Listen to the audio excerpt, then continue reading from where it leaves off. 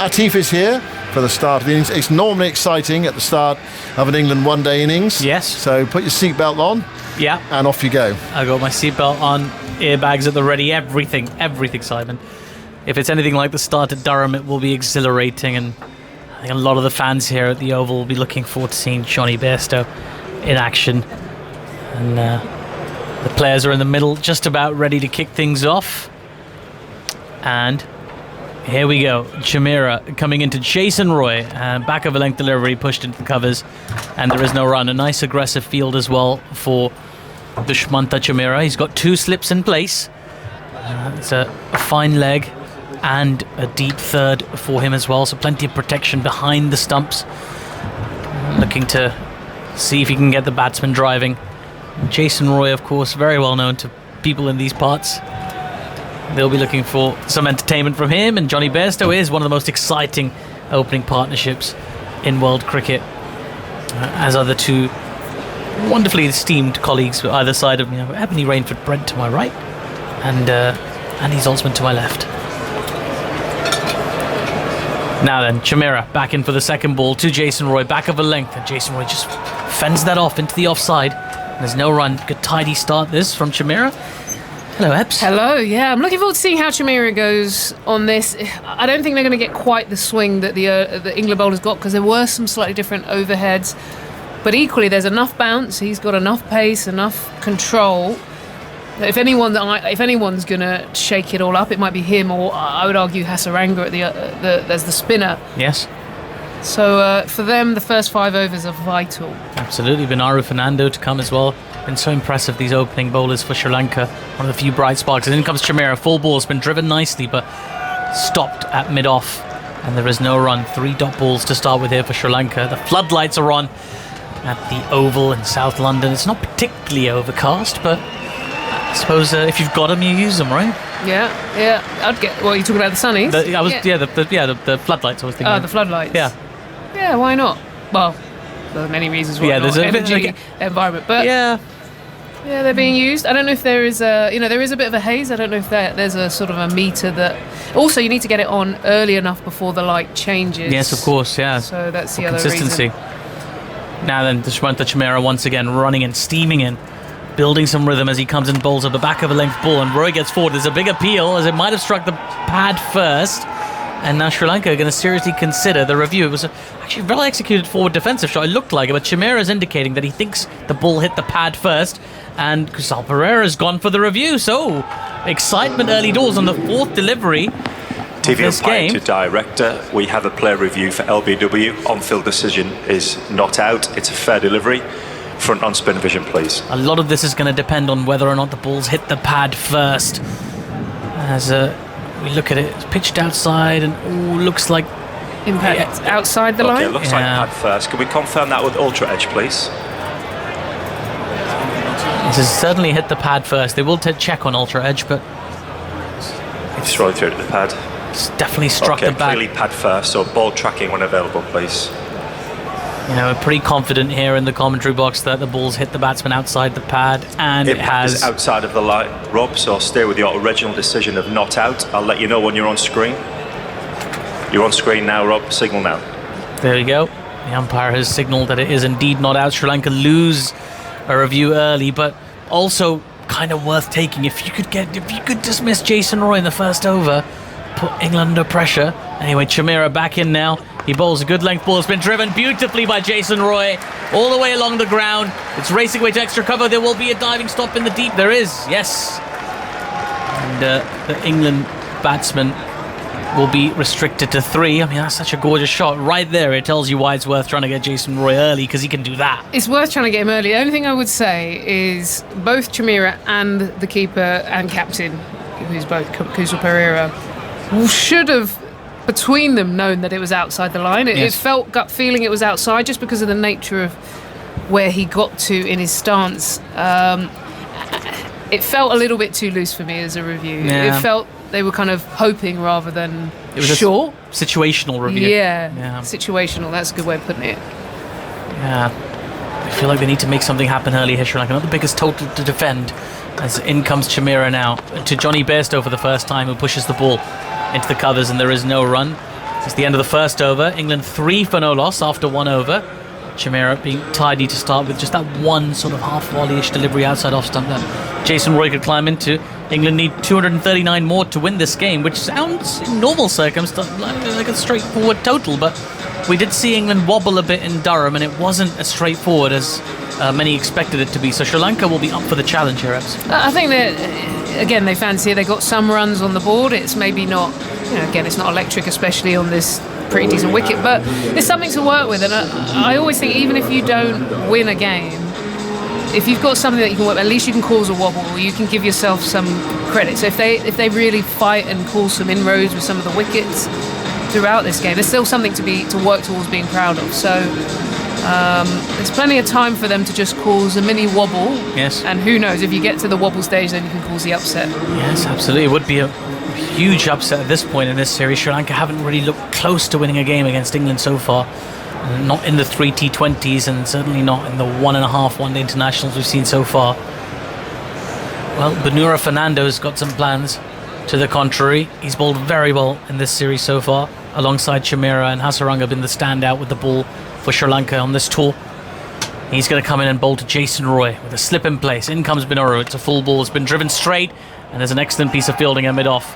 The dive from Lakshan, he just parries the ball to mid-off, and there is no run.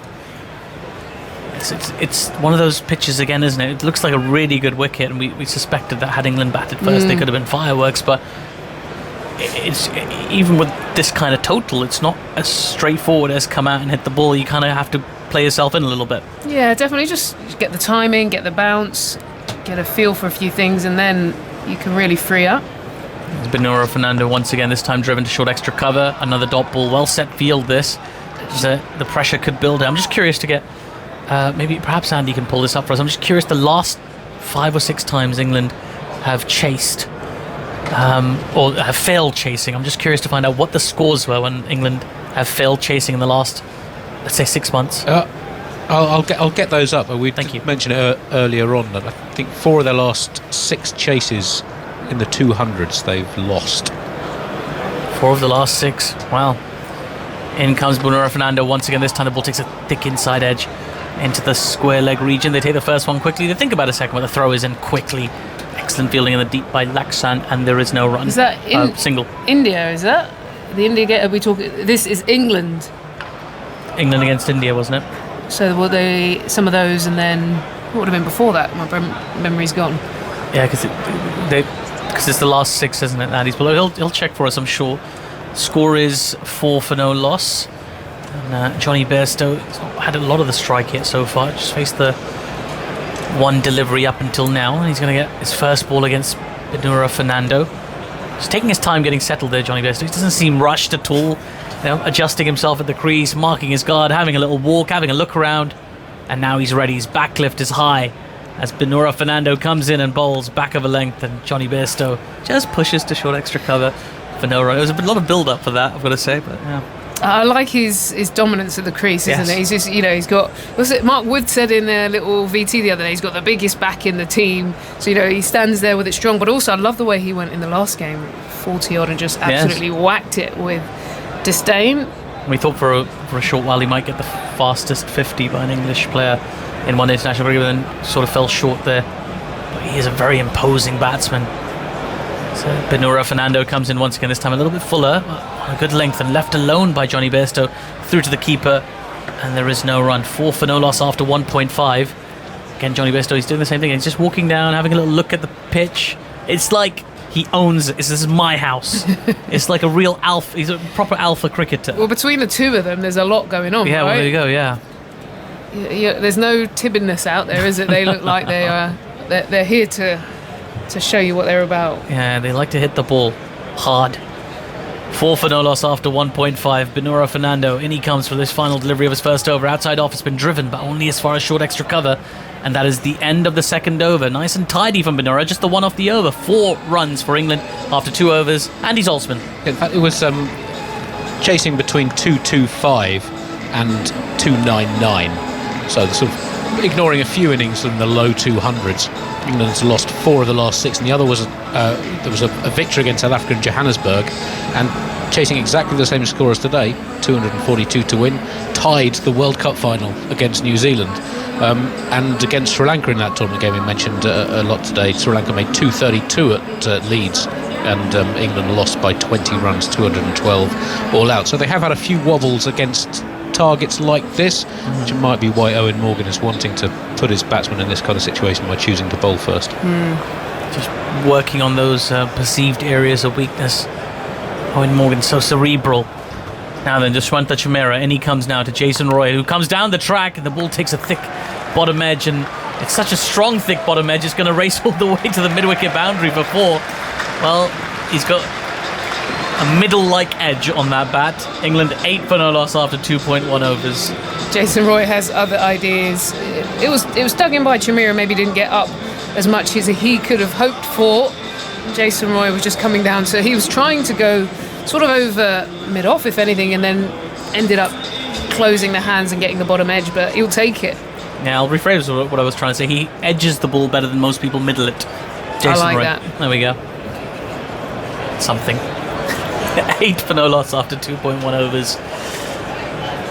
Chimera in again to Jason Roy now. He bowls length short outside off stump. It's been punched off the back foot by Jason Roy, this time to the boundary in the covers, and it will not get there. There's a sliding stop. A very athletic piece of work in the deep. I believe that was Lakshan out there, but we'll just confirm. An excellent piece of fielding. A little bit of relay stuff as well, support as well. And yeah, we're just going to have another look at it because it was very close to the boundary. Tell you what, that was good. Excellent work in the DPS. A very safe piece of fielding. Yeah, having a look whether the elbow's gone in. He definitely got his hand behind the ball in enough time and tried to scoop it back, but the question is, did his elbow then continue while he was scooping the ball? He's done very well to get in that position as Nissanka is the fielder, and he's done ever so well just to have a shot at it because it was just racing away. And we're going to have a look at this from multiple angles to work it out. England have run 3.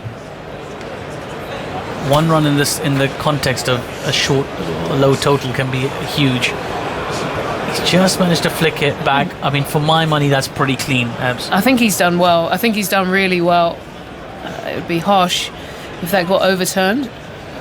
No, we're standing by it. Well done. And that's what you need. That's what they need. Up their fielding another notch. Well done.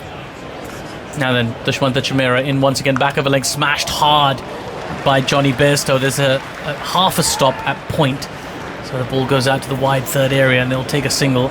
It's a good stop there at point. Avishka Fernando there, being applauded by his teammate. I would say fielding is one area that you think they needed to improve, and so far we have seen them committing in the field. I think it was Karunaratne, was it, at backward point, but again, England are going for it here, and they've just saved possibly 4 runs in the last couple of balls. It keeps a bit of pressure on. The other side, though, is England are freeing their hands.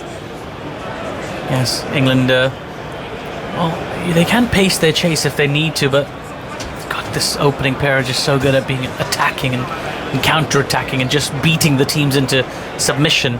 It's quite extraordinary. 12 for no loss after 2.3 overs as in comes Chimera. This time the ball squares up. Jason Roy, and there's sort of half a shout, mostly from the crowd, I must say, and there's no run to the total. Good piece of movement there just off the surface, just away from him a touch. I just had a question for Andy, if possible. No rush on this, but I keep thinking, if I was Mickey Arthur, the one thing I like about everything is Chimera and Fernando as a unit. I know they've been chopping and changing players, but have they bowled a lot together? I don't know if they would have. I don't know if it's even possible to find out. I just want to get a feel of, could they settle in as the leading bowling pair? If one man can find out, it's Andy Zaltzman. In comes Chimera with a good length ball, and Jason Roy walking down the ground in defence that time. There is no run. 12 for no loss after 2.5. You just feel like, I would say it's been the standout. Yes. And I also feel that when you're rebuilding a team, you have to say, right, what bits are working? Yes. Or what's kind of clicking?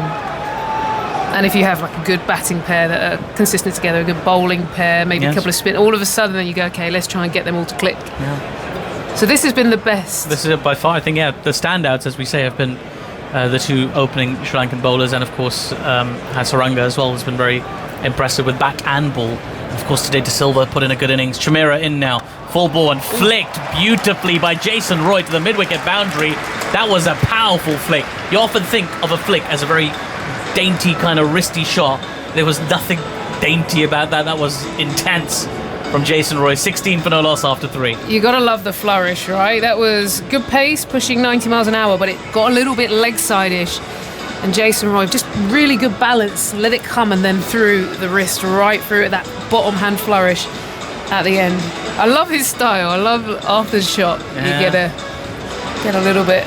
Something for the crowd. Yeah. The photographers and the amateurs and the professionals out there watching him and enjoying Jason Roy. Great character in the game as well. I know you're a style it out. I saw your little bowling clip the other day. Well, I like to turn my arm over every now and again. Yeah, and then appeal and get loud and give a bit of flair. You gotta create some pressure, a bit of theatricality. I think it never goes amiss not on a Sunday afternoon, not for me anyway.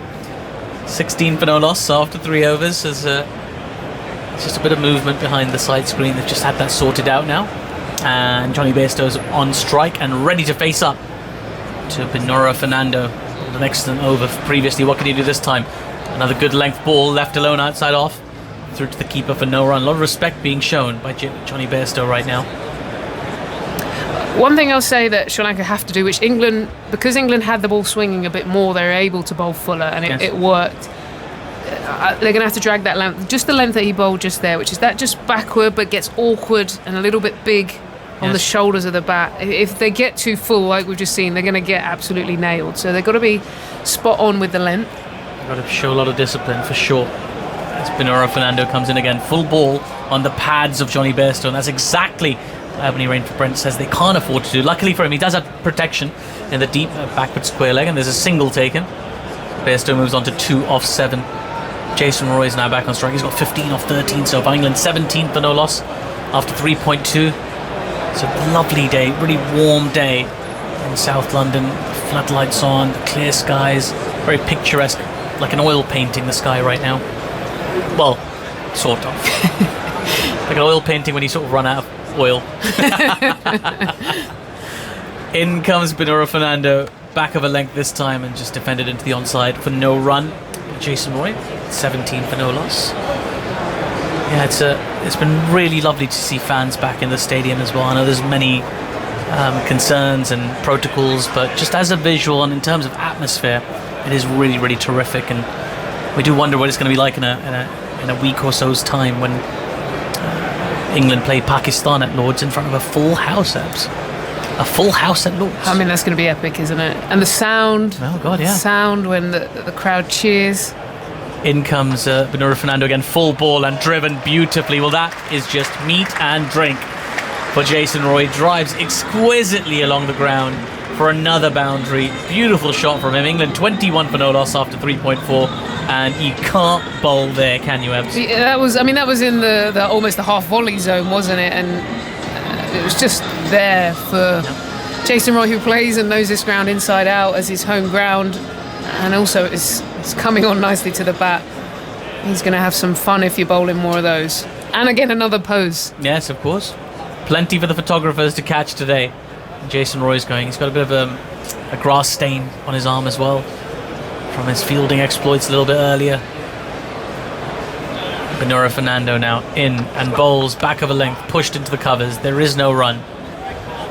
Be grateful for that recovery. Benora only went for 1 in his previous over. He's gone for 5 already in this over. Andy. It's only Benora Fernando's 3rd one-day international. He's played alongside Chimera in all of them. They opened the bowling together in Durham, but Chimera was taken off after a couple of overs, then bowled a bit together right at the end of the innings.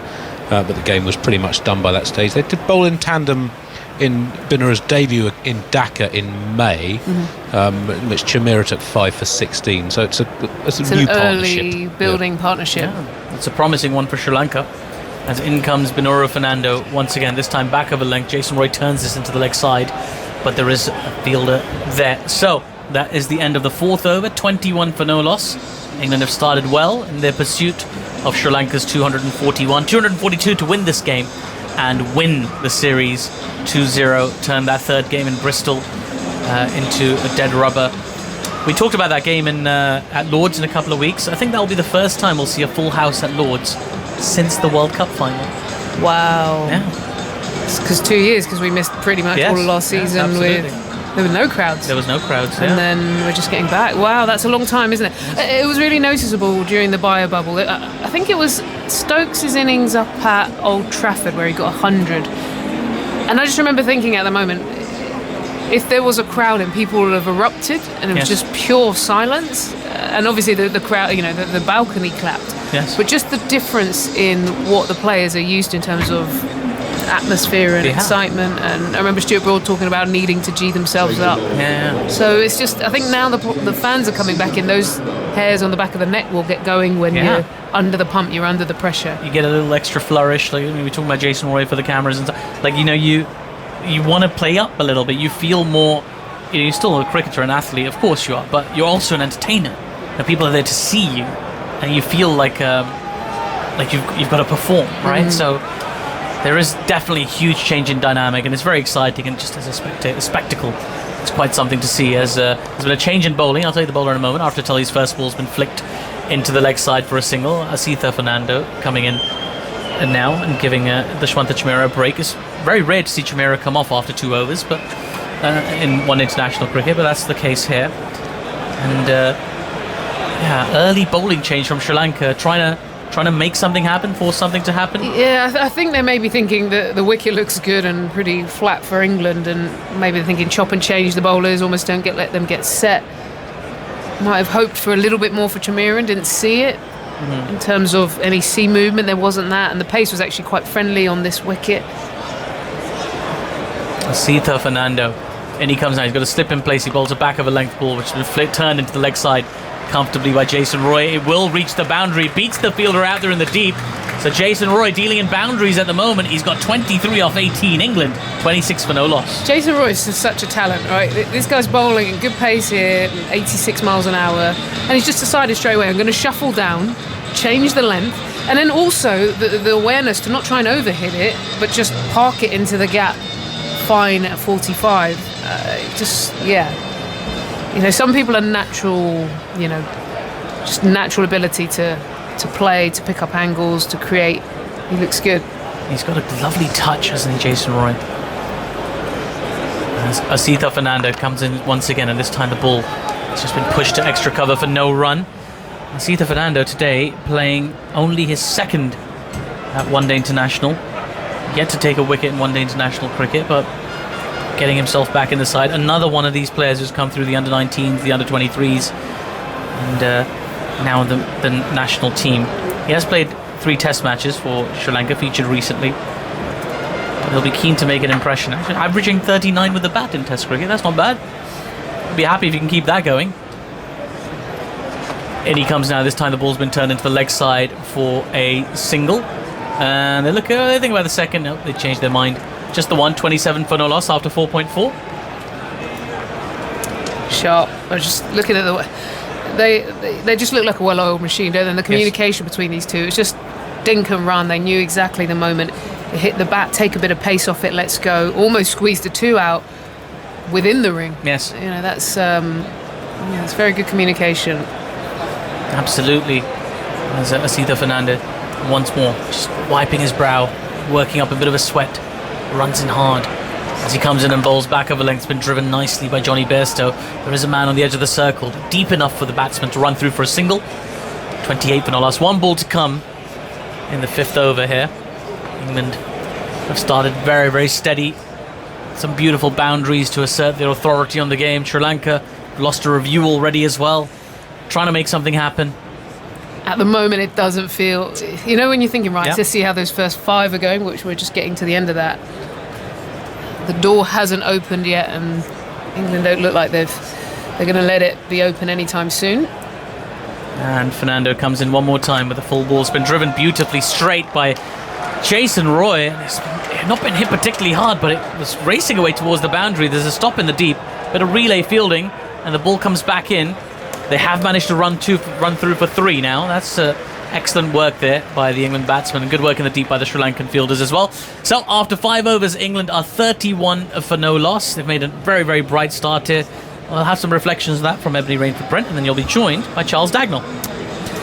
Yeah, thanks. Well, like we said, can Sri Lanka cause an upset? We've gone through that England have had a few wobbles in the chase over the last period, but at the moment it looks pretty comfortable. I'd say Sri Lanka's fielding's been good. They've chased everything down, but the bowling has been non-threatening on this surface.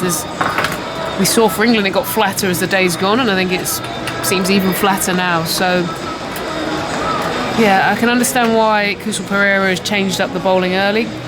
Got Chimera off, Asitha in, just to try and change things up. But Daggers, I have to be honest, at the moment it's looking like England's game. Looks quite flat. Yeah. It does. There is not a great deal of sideways movement. The ball's crashing off the middle of Roy and Bairstow's bat, even though Bairstow has faced half as many deliveries, just under half as many as Jason Roy. Here is Fernando then. Left armour over the wicket and is flashed away. Oh, this is hit hard by Johnny Bairstow, and there's going to be some throbbing hands at backward point after that one careered in. Vishka Fernando it is at backward point. Goodness, they don't die wondering, these two, do they? I feel like they've always just got places to be. It's like, let's get this done. Well, there was that case the other day when the football was on, the game at Durham. Did it finish in time at Durham? No, just a bit over. But that's the kind of idea. Fernando again down the leg side will be signalled wide in the sunshine by umpire Kettleborough. Wind flapping at his shirt as he turns to the pavilion and signals 33 without loss. I don't know if they like tennis. It might be a big Murray's match game on. went till late last night, so you never know. But they just seem like they're just on it, right? Yeah, they're not hanging back. Yeah. Let's go. Bust to catch type of thing. Yeah. One slip in place, 4 in the offside ring, 2 on the leg side ring, mid on and mid wicket. There's a fine leg and a deep square as Fernando, tall man, gets pulled by Johnny Bairstow, skimming across the different greens of the cut square on the left hand side as we look out towards the stands, the scoreboard on the left hand side. A couple of runs onto the total. Bairstow to 6, 35 without loss.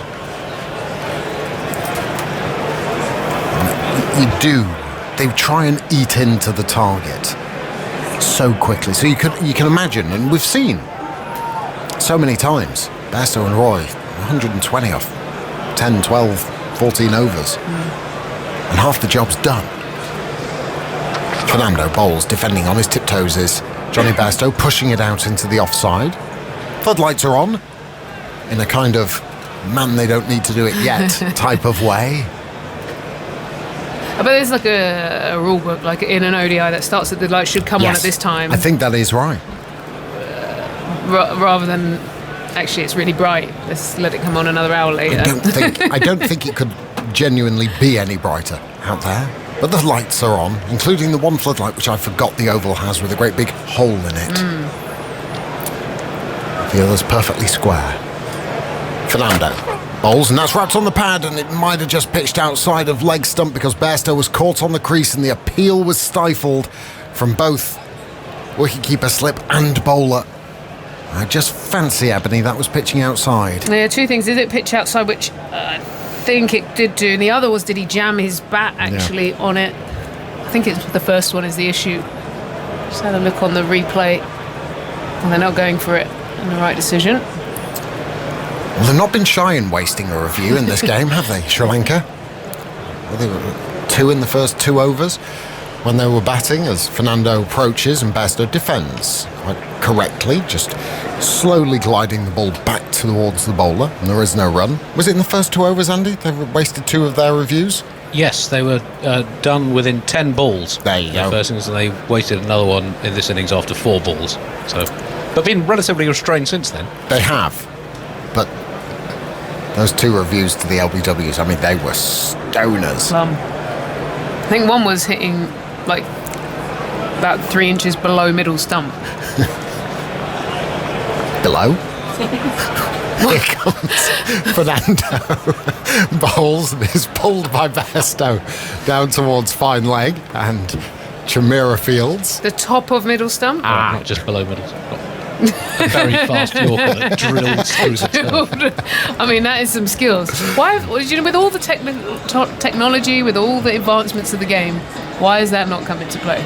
Well, who knows? It's got to be some ferocious delivery to get through there.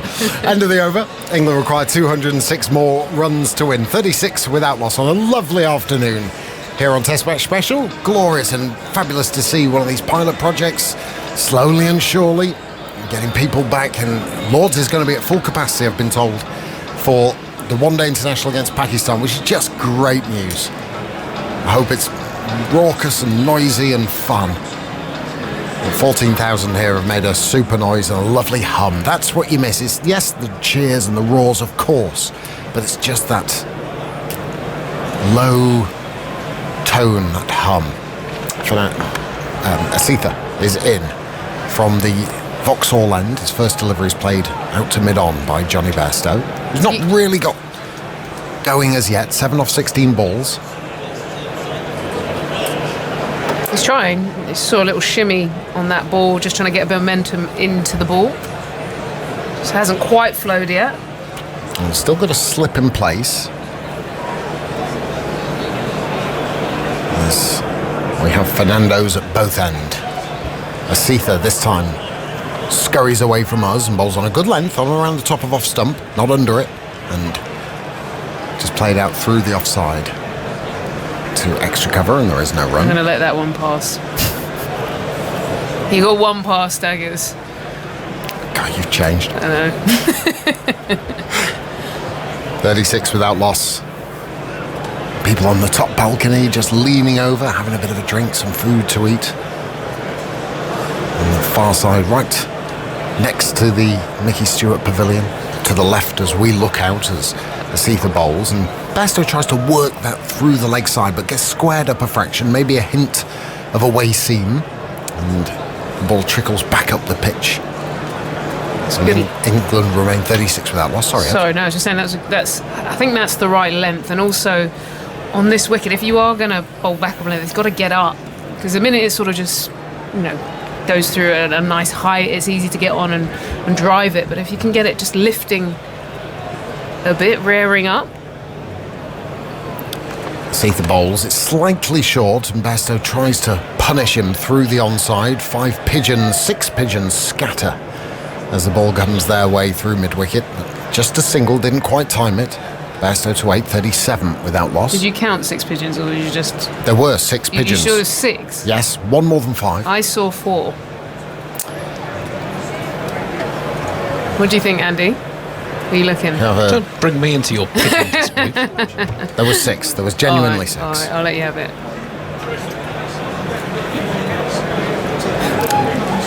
Asitha Fernando bowls, and that's worked through the onside by Roy. That's a beautiful shot. He didn't try to overhit it. He just erred fractionally towards leg stump, did Asitha.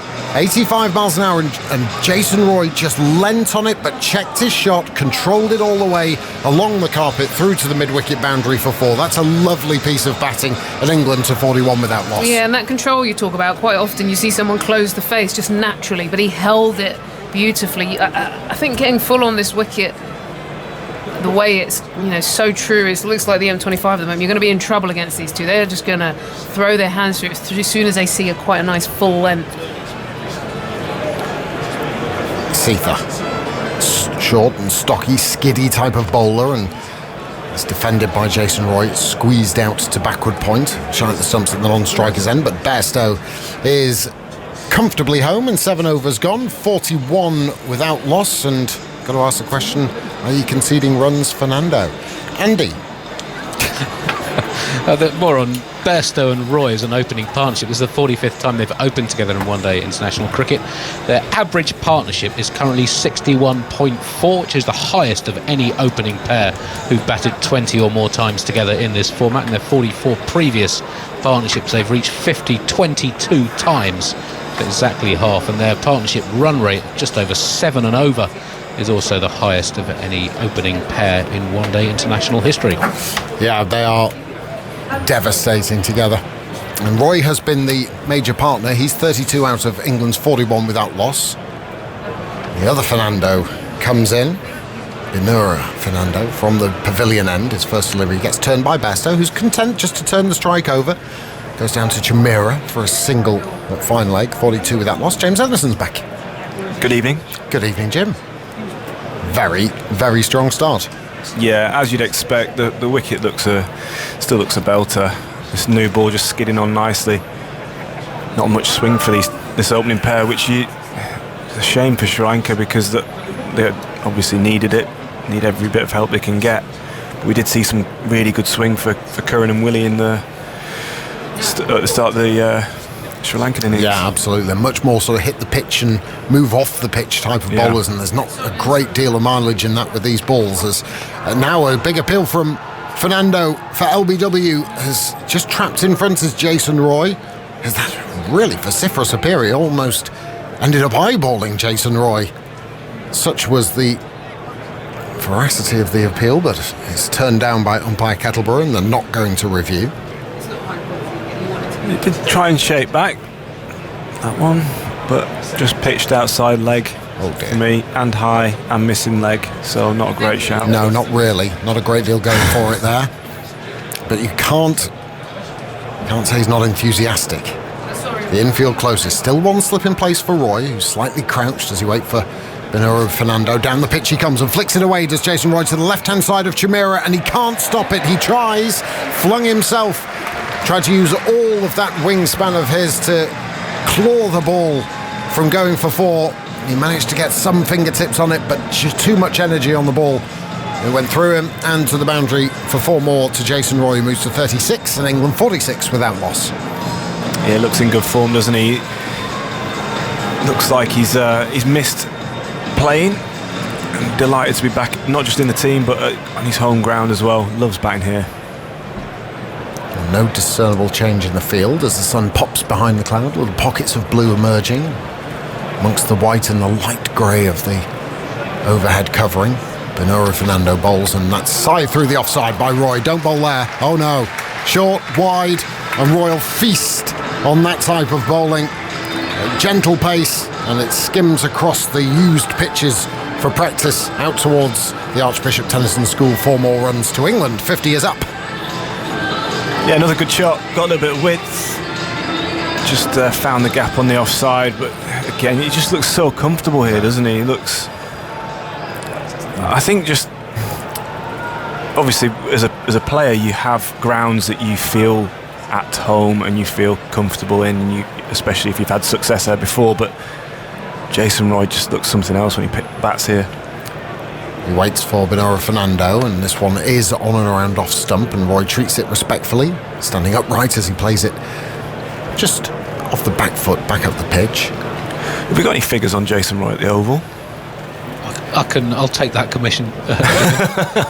It's a bit like when I had to get him a coffee earlier on. Well, okay, I'm going to demand a coffee. I haven't had a coffee since this morning. Have we got coffee at the Oval? This is the 50 partnership came up in 7.4 overs, and it's the 23rd time in 45 opening partnerships they've reached 50. Bairstow at the Oval, Andy? Binura Fernando over the wicket, and Roy defends and then flicks the bat from pointing downwards to pointing upwards very quickly, and it's the end of the over. 50 partnership, 49 balls. Jason Roy's 40 of them, Johnny Bairstow 9. Here on Test Match Special on 5 Live Sports Extras. There's loads of blast games this evening. In fact, some of them have already kicked off. We have the M5 Derby between Gloucestershire and Somerset. That kicking off at the Bristol County Ground. We've got the A46 Derby between Nottinghamshire and Leicestershire. We've got the M6 and 7 junctions of the M5 Derby between Lancashire and Worcestershire. A303 Derby? What are the Somerset, Hampshire? Essex versus Glamorgan, that's the A12, M25, M4 Derby. And Middlesex versus Sussex. What's the road that goes down to Sussex Hove? M23. M25, M23 Derby. There you go. I don't think it starts in Middlesex, though. It starts south of the river, doesn't it? Does it? Yeah. Oh. Well, you've got to take the M25 to go to the M23. You stick to Jason Roy, I'll stick to motorways. Don't forget, commentary on those games, on every game, on the BBC Sport website and app. Lancashire versus Worcestershire, you'll be keeping a keen eye on. Yep. Could do with a win, could Lancashire. Yeah, they've had a lean few games, find themselves at the bottom, in the bottom half of that Blast League. Notts and Yorkshire and Birmingham and Durham, the top four in the northern group. Surrey, Kent, Gloucestershire and Sussex, the top four in the southern group. And then, after the little resumption for a drink, Johnny Bairstow, whatever was put in his drink, has seemed to work, because he's been gifted an 86-mile-an-hour wide half volley, which he has dispatched imperiously to the extra cover boundary. And now he's into double figures, 13 not out in England, 54 without loss.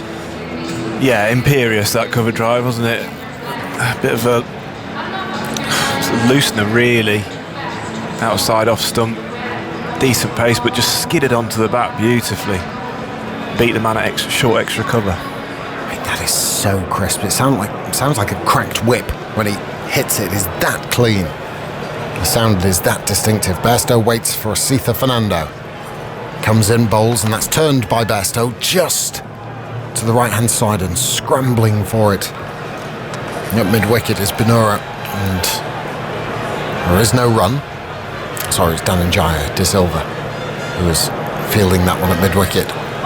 Just that gives him... Obviously, Bairstow's playing absolutely fine, but a crunching shot like that is the kind of thing that sets him off. It's the blue touch paper moment. Yeah, what I actually liked about it was he obviously crunched it, but he didn't try and overhit it. And when someone's going like Jason Roy is, like a train at the other end... Asitha bowls, and standing upright and driving to mid-off is Bairstow, no run. Yeah, when your batting partner's going like a train, it can be a little bit... I don't know what the word is, but you can feel a little bit like you want to get in on the act and then try and hit it, try and overhit balls. But the way Johnny has just timed that, I thought was really good. Almost a bit like, this bloke's making this pitch look flatter than the one I'm playing on, almost. And that there is a little bit of pressure. Pretty much how I feel every time I bat. Asitha, away from us. A slow delivery is pummeled through the onside. Goodness me, that sat up and begged Johnny Bairstow to blade it all the way to the deep mid-wicket boundary. That he did, and Bairstow 17 not out in England, 58 without loss. Yeah, we saw a bit of that in the first innings when the England bowlers bowled their slow balls a little bit short. It just sits up and gives the batsman time to adjust, wait for it, and then play their shot. We saw Dhananjaya hit a couple through the leg side in exactly the same fashion as Johnny Bairstow has there.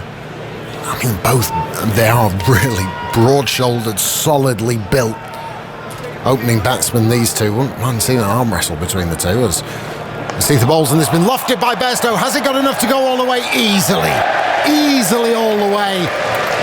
He's not going to hang about.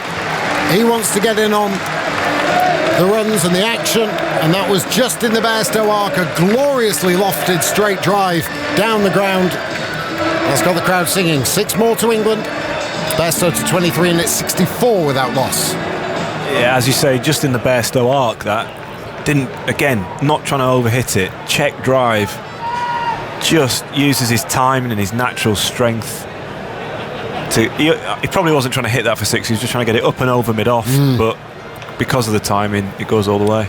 Asitha Fernando conceded 14 so far in this over. A slightly shorter delivery darting into the thigh pad of Johnny Bairstow, and it just ends up about a stump's length away from the actual stumps, and there is no run. End of the over, 64 without loss. England going beautifully here. Roy is 40, Bairstow 23, and 9 overs have been bowled. Some more from you, James Anderson, and then Simon Mann will take over. Yeah, brilliant start from England so far. Just what they would have wanted. Looks pretty ominous, really, the result of this game. Sri Lanka needs something special from someone. Try and get them back in it. They need wickets. The only thing that's going to save them here is wickets. I think they've got to try and bowl England out if they want to win this game. There's 1 over left in the power play. Just trying to see who's going to bowl that.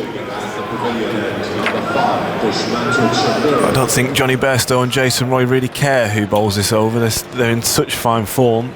They've been smashing the ball to all parts. So Chamira's back, but I don't think they'll mind. The ball's not been swinging, so they'll be licking their lips. This is the last power play. That seems to be working now. It's weird, that, wasn't Getting it? better at this. It was plugged in, but it wasn't picking me up. But it is now. So we've got. I don't know. No one else seems to struggle with it. Sorry, Andy. It's 64 for no wicket. Last over the power. He didn't miss anything because he ran into bowl there, and then Roy rather pulled away. So Roy is 40 not out. Chameera goes in and bowls to him, and Roy hits that firmly into the ground, and it goes bouncing up towards mid-off, and there's no run. He timed that well. Some in the crowd there thought that was a catch. I think it might have been a catch. Was it? Yeah, it looked like it might have been a false shot. Just stopped on it. Oh, he's chipped it straight back, but got enough on it to get it past the bowler before he knew much about it. Yeah, he hit it well. It went very quickly up towards mid-off, but yes, I say hit it well. It was actually a slight miscue, but it went very quickly to the straight mid-off fielder over the bowler's head. 64 for no wicket. Here is Chameera going into bowl to Roy, and Roy respects that delivery. He's playing that defensively back to the bowl, and there's no run.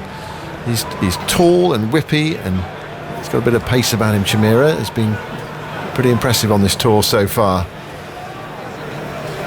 Jimmy, I have the results of your commissioned stat. Jason Roy at the Oval. It's his 7th innings in ODI cricket. 380 runs, average 63 with a strike rate of 122. Made 162 here against Sri Lanka in 2016. Also an 84 against West Indies and 54 against South Africa in the World Cup opener. Well, he's got the chance of another big one here. Here is Chameera bowling to him, short pulled away. He tried to pull it away, missed it, and it's through to Pereira. Testing out the middle of the pitch. We've seen a few players caught from the short ball today. Here's the man back at deep back with square leg, because we're in the power play. There's only 2 back. He's got a lot of ground to cover out there. Roy took it on, but he did not make contact. 64 for no wicket. Don't tell me we're going to get a maiden in the last over of the power play. It's been 3 dot balls so far. Now they've changed the field. They're bringing third up inside the circle, and cover is going back to deep cover. So fine leg, short third up inside the circle. Here is Chameera, bowls to Roy, who charges him. He's beat by a slower ball. That's 4 gone, and no runs scored. He's trying to. He's coming down the pitch, looking to make the most of the restrictions, and he was done by a slower ball. It's one of those you must pull your shoulder out trying to hit those. Yeah, well, I think he has. Jason Roy's just did a few turns of the arm just to try and get it back in its socket after that massive heave. But good signs for Chameera. When he got his 4 in the T20 match, he bowled that slow ball really well. Then he goes to bowl to Roy, and Roy hits that to cover, hits it nicely, but straight to Shanaka, and there is no run, so that's 5 balls gone in the over. It's one of the things I love about Jason Roy, is he's prepared to slog it every now and again. You know, international batsman, he's got all the shots, but he's prepared to wipe it every now and again, sort of drag it into the leg side with bottom hand if he's not quite there sometimes. Yeah, he does play some fine shots, but then there's the odd sort of slightly uglier one that he just clubs. He's not proud. As long as it goes to the boundary, he's fine. Right, last ball of the over, last ball of the power play. 64 for no wicket, and Chameera goes in and bowls to Roy, and Roy gets a single this time. It's on the pads, on the hip of Roy, and he hit it out to deep back with square leg, and they walk through for a single. So 65 for no wicket, a decent power play from England. I mean, not ultra spectacular, but I mean, they're very much in charge of this game. They need 242 to win, and that is a very good base built in the power play. Yeah, I think, not necessarily spectacular, but certainly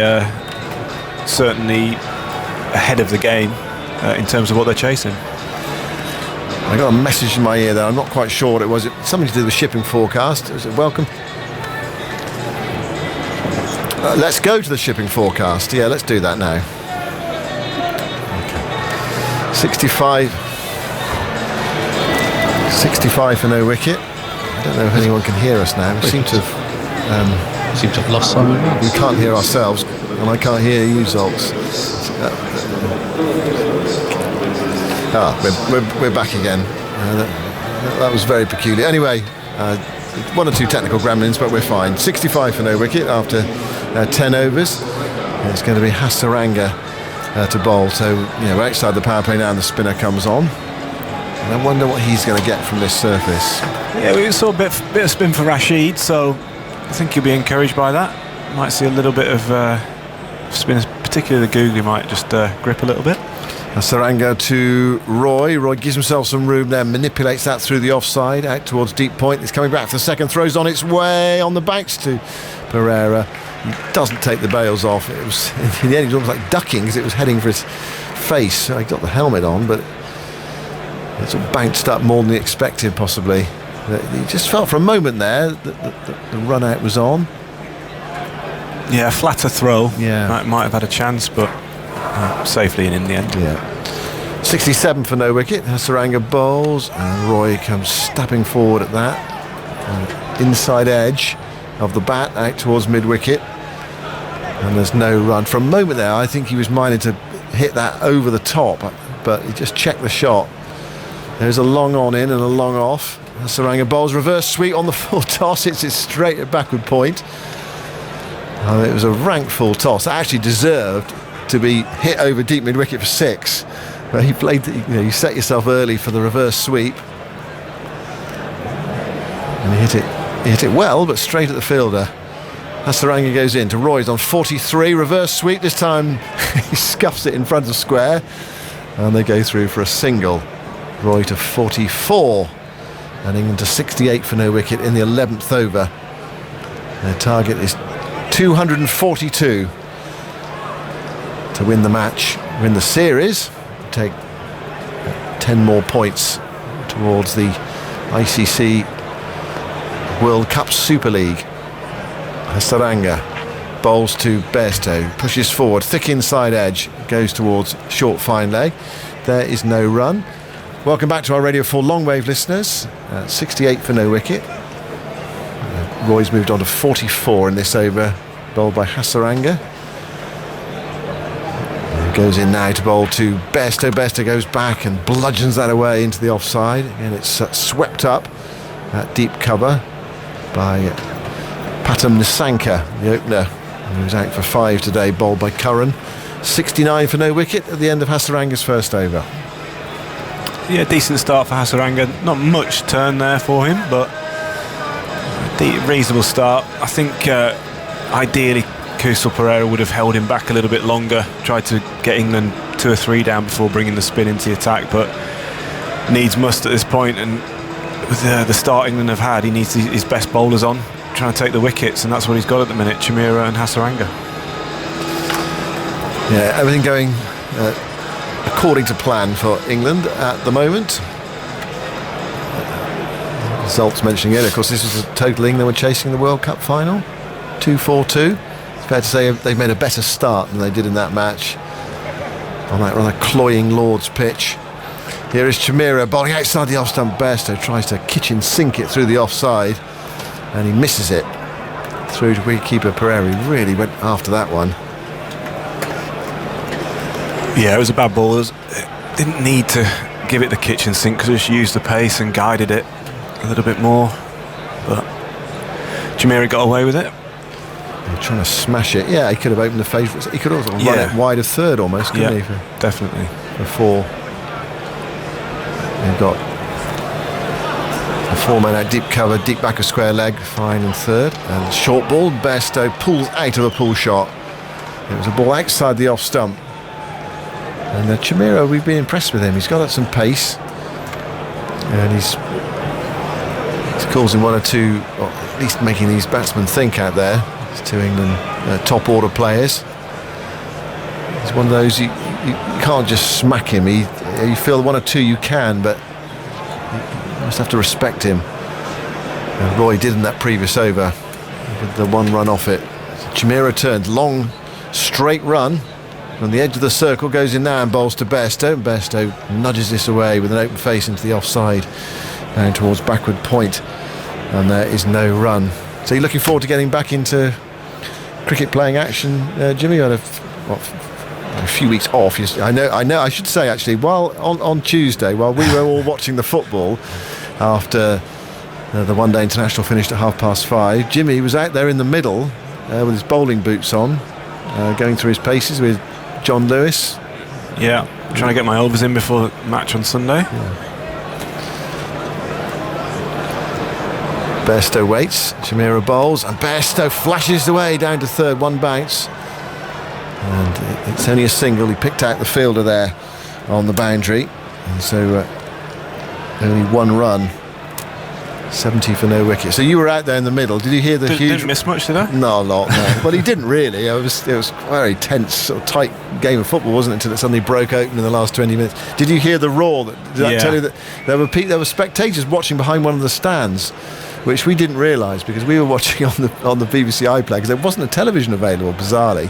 So we were watching on the stream, and there was a huge roar, and there was, what we could see in front of us, here is Chimera bowling to Roy, who flicks that away backward square for a single, 71 for no wicket. What we could see on the screen in front of us bore no relation to anything approaching a goal. It was like, down by the England corner flag, and the play went on and on and on and on and on and on and on. We thought, well, it must have been a false cheer or something. But then eventually the goal came on our screens. It was about 2 minutes behind. It was a strange experience. But you were out in the middle. You thought, that must be a goal, did you? Yeah. Well, so Marcus Trescothick was catching the ball, so he had the wicket-keeping gloves on, and he had his phone, he had it on the iPlayer, so he was keeping us informed. Right. Chimera goes in, bowls a short ball to Bairstow. Bairstow rocks the head out of the line of it, and it's through to Pereira. End of the over. Good over from Chimera again. Yeah, the short 71 ball, for no wicket. The short ball's been used quite a lot today, and quite well. England bowled a lot of them, in particularly David Willey and Sam Curran. Who you wouldn't necessarily think or associate with bowling bouncers, but I thought they used it really, really well. Mark Wood in particular as well, and no one's really got hold of one today. I don't know whether it's because of it's coming off the pitch at different paces, or they're reluctant because there's such big boundaries square of the wicket, but it's been an effective tool for the bowlers today. Yeah, I'm just trying to think we've had 2 caught in the deep. On some grounds it would have been 6. Yeah. We're not here at the Oval today with that huge leg side boundary if you're a right-hander batting at the Vauxhall end. 71 for no wicket. Here's Hasaranga bowling to Roy, and Roy hits it firmly out towards wide long off. They've gone for 1. The throw's on its way to the non-striker's end, bobbling in. They settle for 1. 72 for no wicket. Start of the 13th over. Target 242, and Roy has moved to 46. We were saying last night that Jason Roy, here is Hasaranga bowling. Bairstow has a huge mow at that. He was looking to hit that for 6 over wide long on cow corner, and he did not make much of a contact with it. He went bobbling away into the offside. He really got that front leg out of the way and tried to heave that away. There's a gap out there. Hasaranga goes in, bowls to Bairstow. Bairstow's another big driver. That gets an inside edge past the keeper. It's coming down 5 for 4. Well, really streaky. Almost trying to hit it too hard. I don't know. Really tried to belt that as well. Yeah, he almost tried to hit it off the back foot. It was a really full ball, almost Yorker length. But his weight's on the back foot, trying to hit it Caribbean style through the offside, but he's just only managed to get an inside edge on it.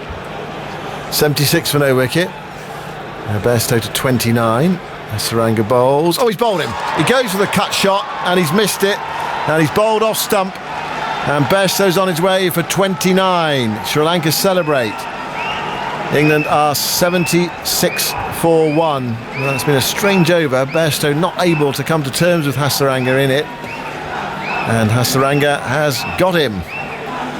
Yeah, it's a strange one. Johnny Bairstow's normally a really good player of spin, one of the better players of spin in the England dressing room, and he's not been picking the length very well that over. He's gone to cut through the offside. It was probably too tight to cut just outside the off stump, and he's got a little inside edge onto the off stump. It's pretty well bowled by Hasaranga.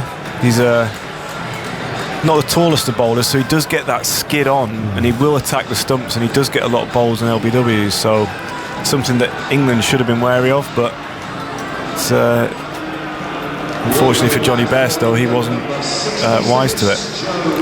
Well, if Sri Lanka are to get themselves back into this game, then clearly they need to get rid of the likes of Bairstow, because he can do so much damage so quickly, so that's a bonus for them. But Joe Root comes in at number 3, England's match winner with the bat on Tuesday. An unobtrusive 79 not out, going past 6,000 runs in his 150th one-day international. So he comes out to have a chat with Jason Roy, who was saying last night that when he plays one-day cricket, he really enjoys it. He really loves the idea of smacking it, and whacking it. But when he gets to 80, he deliberately reins himself in and targets the 100. Does he? Yeah.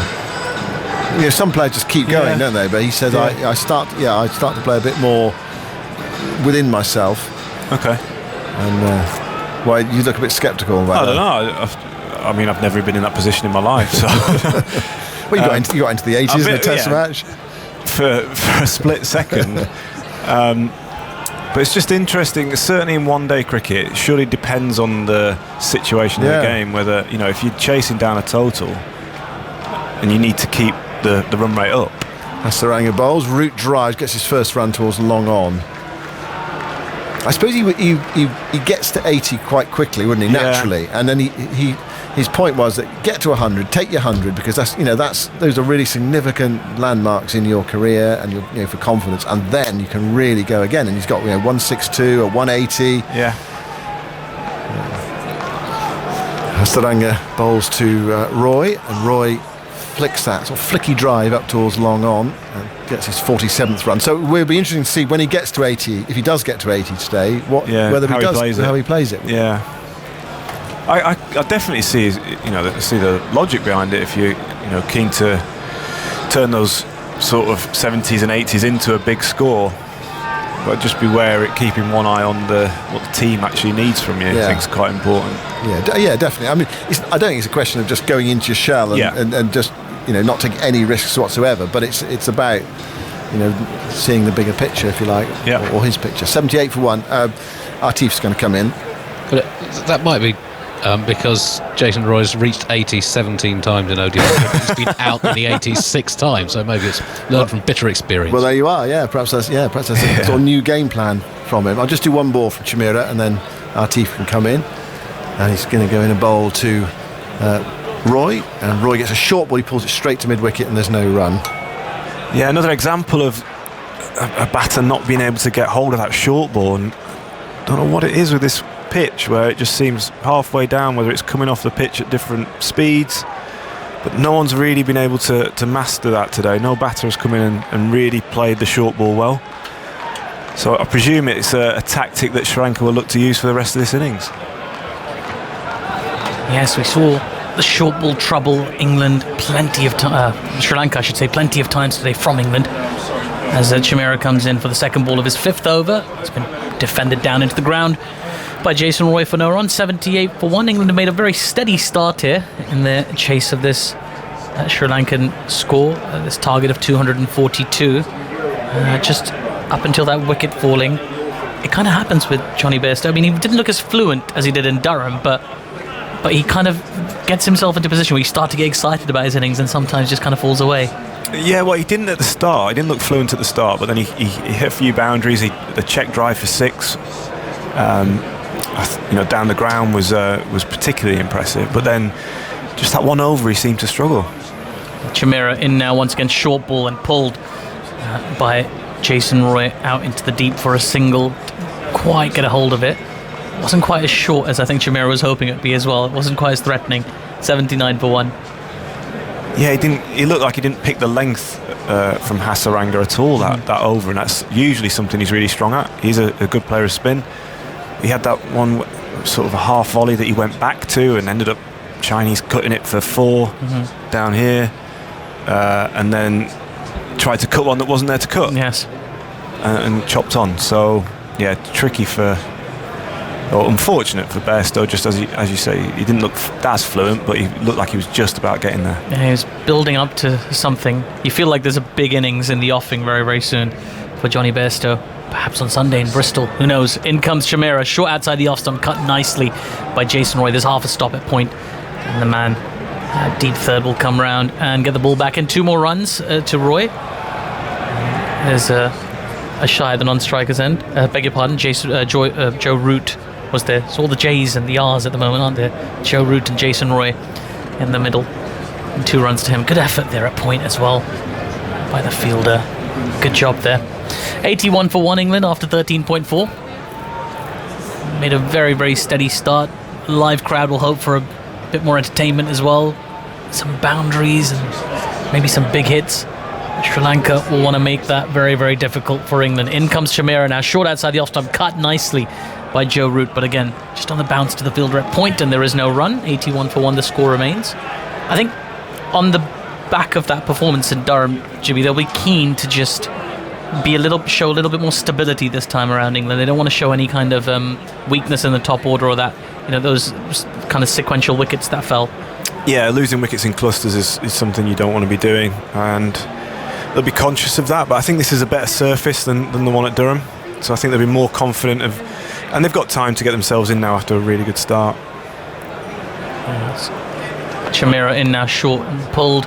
Again, didn't quite get a hold of that, did Joe Root, but works it out to mid-wicket for a single. 82 for 1 after 14 overs. Yeah, another clothed pull shot. Yeah. Didn't get hold of it at all. So we've not seen anyone play that well today, the pull shot. It's caused some batters' downfall as well. What is it about certain surfaces that make the short ball difficult to play? Because occasionally they say don't bowl short, the batsman will pull you away, but occasionally batsmen can't pick it. I think it's the pace that it comes off the pitch. So if it's an even pace surface, you can get used to that pace, and the ball is where you'd expect it to be every time you're playing the pull shot. If it comes off at different paces, then you can get the toe of the bat, it can come onto you a bit quicker, and you get the splice. It's just completely dependent on the pace of the pitch. It's very interesting just to pick your brains about how you decide when to bowl short as well. As Hasaranga's in, and his first ball's just been worked down the ground. Oh, in fact, there's a stop at that short on position, I'm going to call it. Short long on. What are we calling him anyway? He stopped it anyway. Either way, no run scored. Mid-wicket. Yeah. Short mid-wicket. Yeah. Very short. Standing by the non-striker, basically. In comes Hasaranga again. Lots of flight given this time, driven by Joe Root through the covers, and they'll take an easy 2. Yeah, I mean, when you're running in, Jimmy, and you're bowling, and you sense that there's a bit of uneven bounce, to work with, do you amend your strategy then and there, or do you think, okay, we're going to play into this and start bowling short, have a little chat with the captain, let's put some men out in the deep? Like, how do you approach that? Tell me after this ball is in comes Hasaranga, and Joe Root just drives the ball back to him. He stops it enough to prevent the single. Yeah, well, every pitch you play on, you're trying to assess it all the time, and the best length to bowl on it. For me, in Test cricket, you and the other bowlers are talking constantly to try and make sure you're hitting that right length. Hasaranga in once again, lots of flight given and driven beautifully by Joe Root through the covers. There is some protection in the deep, hence there will be two runs taken. 85 for 1. Yeah, and I think today that's what would have happened out in the middle. The guys would have talked about what works or what is working to keep the runs down, to put pressure on the batsman, and the short ball was that today. Hasaranga in once again this time, just back in his crease in defence as Joe Root. A good ball, well blocked. 86 for 1. Because we saw, you wouldn't necessarily see Sam Curran and David Willey bowling that many short balls. Yeah. But of the way Mark Wood bowled them, he would have probably communicated that to them. Hasaranga in again, and once more the ball's been driven down the ground by Joe Root for a single, and that should be the end of the 15th over. England 87 for 1 after 15. And yes, we're talking to Jimmy Anderson about the pitch today and the pitch in general, about how to work out at what point you're amending a strategy. As you say, you're kind of working out all along what the most appropriate way to bowl is. But assuming you kind of come into it with a game plan as well, right? Like, there's ex-batsman is batting. Yeah. We've got De Silva's batting, and we've got this game plan to bowl to De Silva. Sure. And then do you sometimes have to amend that on the spot? And yeah, of course. You have to be flexible all the time to try. As I said, the pitch can play a part in that. The conditions. So early on, both left armers for England were swinging the ball nicely. Yes. So they'll be chatting about that, trying to pitch the ball up, set the field accordingly. We had 3 slips in a gully at one point, which you don't normally see in one-day cricket. No. And then when the first change bowlers came on, it didn't do as much. It skidded onto the bat. So that's when they started thinking, right, how are we going to keep the Sri Lankan batsman quiet? And that's when they went to the short ball. Mark Wood in particular I thought was great. He had a chance dropped by Johnny Bairstow through creating pressure with that short ball. It was very effective for England today. As Karunaratne's been introduced into the attack, and his first ball's just been cut off the back foot to the deep third fielder for a single. So playing his third match today, Karunaratne, and I mean a huge splash on international cricket yet, but looked decent with the bat for Sri Lanka a little bit earlier on. He took part in a good partnership for Sri Lanka that helped them get to a decent score. Karunaratne showed a great resolve, the Sri Lankans today. Karunaratne got 21 he got of 38 deliveries. It's not bad from a number 8 batsman. England 88 for 1. As Karunaratne runs in once again, bowls a short ball outside off stump, and Jason Roy has managed to flat bat that to mid-off. He put that through the covers, he get something for it maybe, but he managed to find mid-off. A bit early on it maybe. Yeah, again, it's sort of a pull shot, isn't it? That he's not. It was a big shake of the head after he'd hit it. Yeah. And it was as if he didn't know where to. Should he try and hit it through the offside and cut it? Should he try and pull it through mid-wicket? And then in the end did neither. Hit it straight to mid-off. It was quite high. It was almost like a tennis serve when he hit it. Karunaratne in once again outside the off stump on a good length, and it's been driven by Jason Roy out to the man sweeping in the covers for a single. He moves within one of another half century. He's on 49 of 46 deliveries. He's been going really well today, Jason Roy, at a ground that, well, he knows better than most. It's his home ground. Scored many runs here, much loved by the Surrey faithful, and filled the stands here at the Oval. England 153 runs adrift of an unassailable 2-0 lead in this 3-match series. Sri Lanka staring down the barrel here as in comes Karunaratne. In a good length ball. It's just been driven as far as short extra cover, and there is no run. 89 for 1. I'm very impressed with the volume at which this person's managing to whistle across the ground.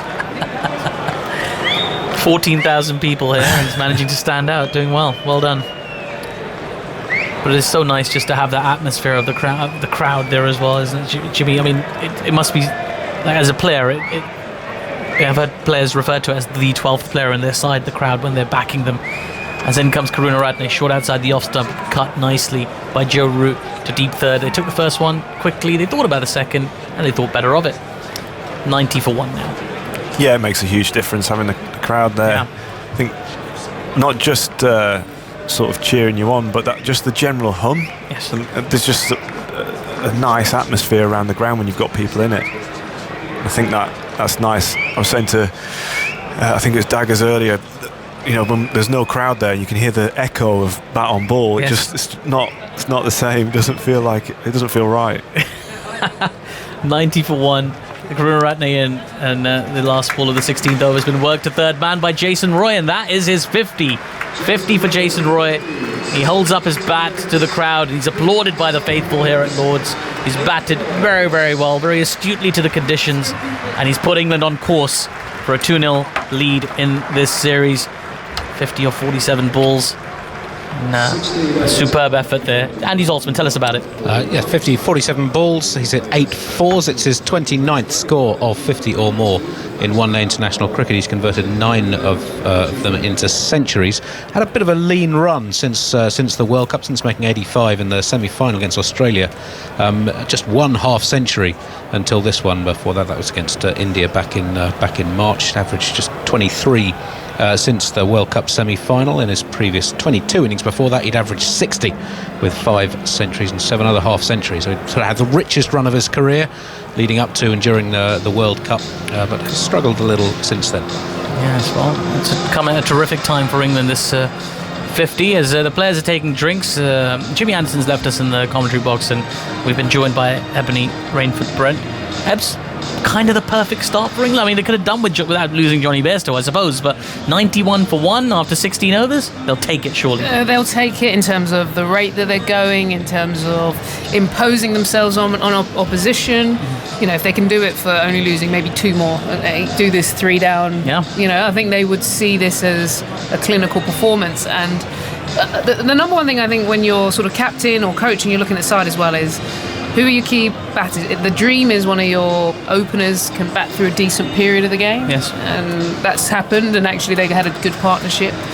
And then it's also like, can your middle order finish it? And so I feel like, if they get this done early doors in terms of get it done early, get it done with a key batter staying till the end with a good score, they'll be happy. And the way Jason Roy plays, or the way both Roy and then Bairstow, once he got going, it just sets a tone, doesn't it? If you're from another country right now watching this game wherever you are, thinking about when we're going to play England, you just know that you have to be up to it. Yes, and it's very exciting. As a spectator, it's very, very exciting. The crowd have very much enjoyed it.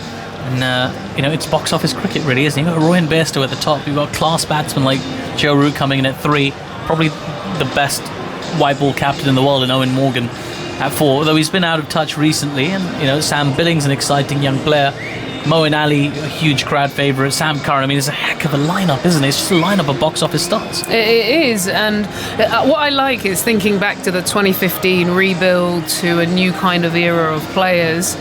And then, at that stage at 2015, there wasn't that explosive player. And now you look down and there's just so many, whether it's Morgan, Butler, Billings, Bears, whatever it is. It's just the Liam Livingstone coming in. You think of Tom Banton, who's going to join the squad. It's just exciting. It is. It's a very exciting time for England cricket. You feel bad. We talk about the people on the bench, but you do feel bad for some of them. This is the era of English cricket they have to participate in, as Hasaranga continues after drinks, and that ball just turns sharply in towards Jason Roy, who bunts the ball down to long on. And there's a single taken, 92 for 1. I was just thinking, so when I played, we had Claire Taylor, the greatest ever England player, alongside Charlotte Edwards, the greatest England player ever, and Sarah Taylor. Like, you're trying to get in an opening spot. Oh my God. I'll tell you what you do. Great. I'll tell you what you do is you score 150 EPs and then they pick you all the time. Well, yeah, that wasn't happening because I couldn't get in. And then when you do get in, you're so nervous. You're like, oh, right. Out LB, we had Claire Taylor, the greatest ever England player, alongside Charlotte Edwards, the greatest England player ever, and Sarah Taylor. Like, you're trying to get in an opening spot. Oh my God. I'll tell you what you do. Great. I'll tell you what you do is you score 150 EPs and then they pick you all the time. Well, yeah, that wasn't happening because I couldn't get in. And then when you do get in, you're so nervous. You're like, oh, right. Out LBW. I'll start again. 92 for 1. Hasaranga in now. Reverse sweep from Joe Root, and it's gone very, very fine. It's trickling away towards the boundary. There's an attempt in the deep. It's superb effort in the deep. What? Well, he saved his team 2 runs there. He just flicked it back. That was excellent work. Joe Root very pleased with himself with a shot, just executing and smiling to himself, because it's one of those shots that previously would be referred to as cheeky, but now it's just a deft kind of cricket shot, and it's just part of the cricket lexicon. Yeah, it becomes routine now, doesn't it? It's a gap. It's a gap in the field, and they're going to expose it. 94 for 1. Hasaranga in. Lots of flight given. A drive off a thick outside edge from Joe Root goes out to Chimera sweeping. And a single's taken, 95 for 1. Yes, just managed to lob him, just kind of goalkeeper lob over Pereira from Root with that sweep. He's on 14 or 15 and he's enjoying his cricket right now. Had a really good outing in Durham, took England home, and he'll be hoping to do the same again today. In comes Hasaranga, lots of flight given. Down the track comes Jason Roy, aerial into the mid-wicket region. 1 bounce, 2 bounce, 3 bounce into the fence. 4 more runs for England. England on 99 now for 1 wicket after 16.4 overs. That target getting smaller and smaller and smaller. One thing I would say, he's just kind of hammered him in that cow corner area. I just wonder when the ball's not really turning off the surface, so it's not going to be ragging or anything like that. You almost want to force it one way or the other. Yeah. That's a big gap for Jason Roy. He's going to expose that.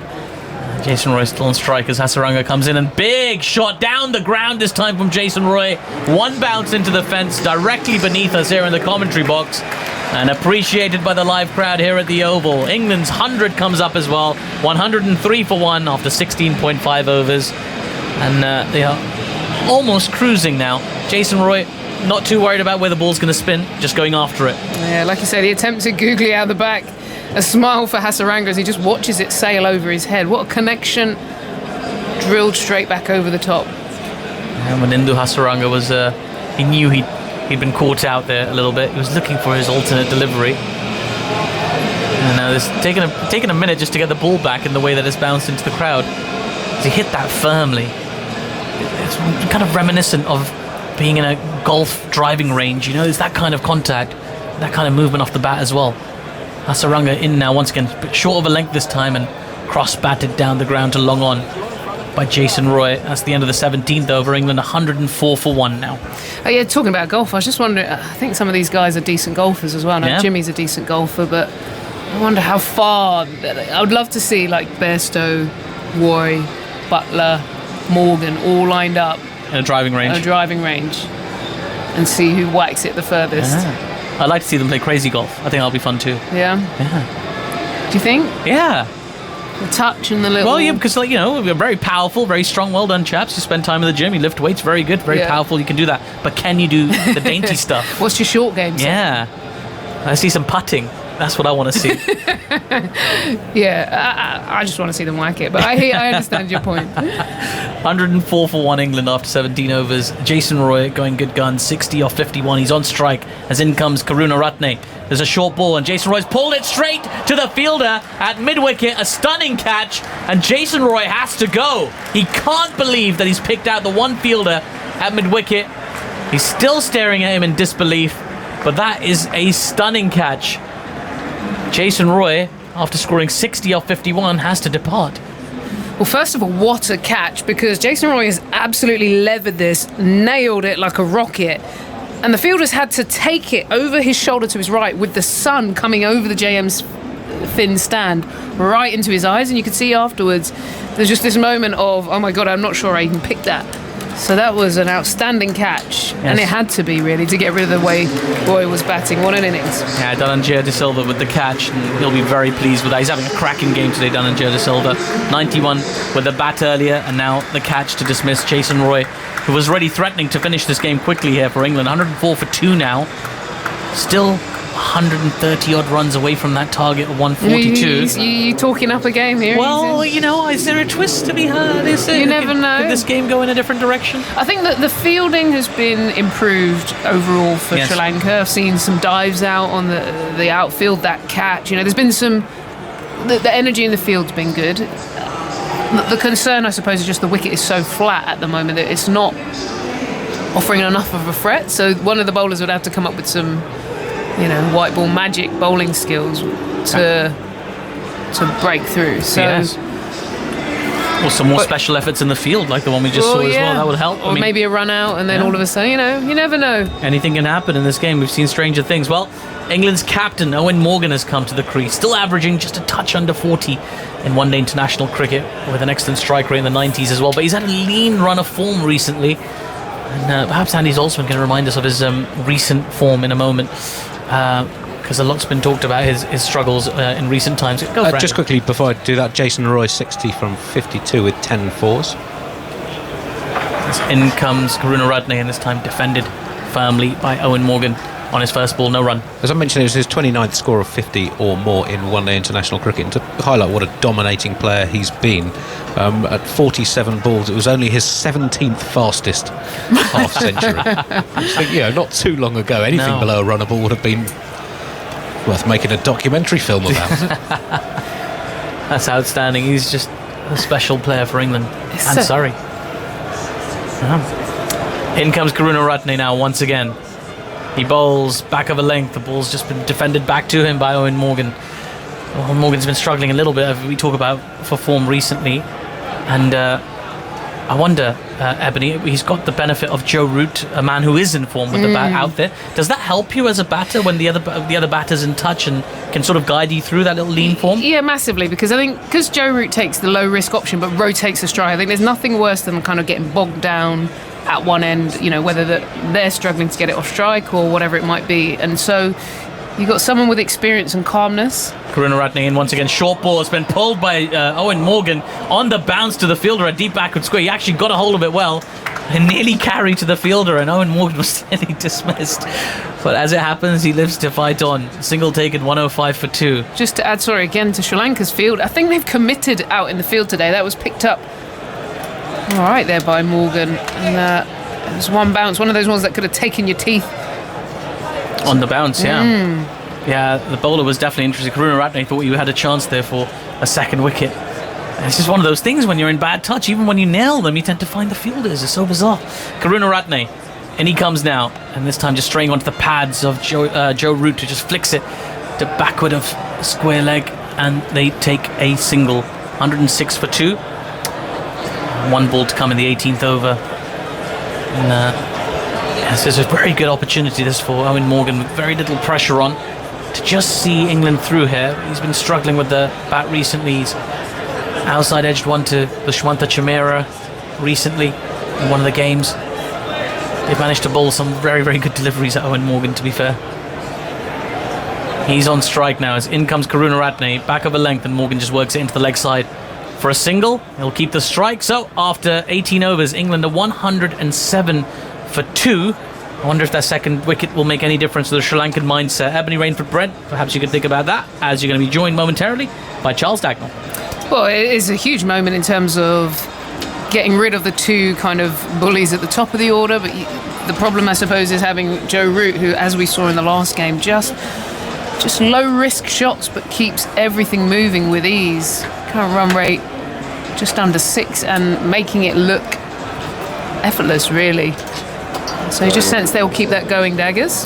Hello, Ebbs. Yes, disappointment for Jason Roy. Goodness, he looked in very, very tidy touch. The Surrey boys have performed well today. Little fist bump from right next to me. Oh, impartial. Absolutely. No, Jason Roy earlier today, Sam Curran picking up 5 wickets. First time he's done that for England.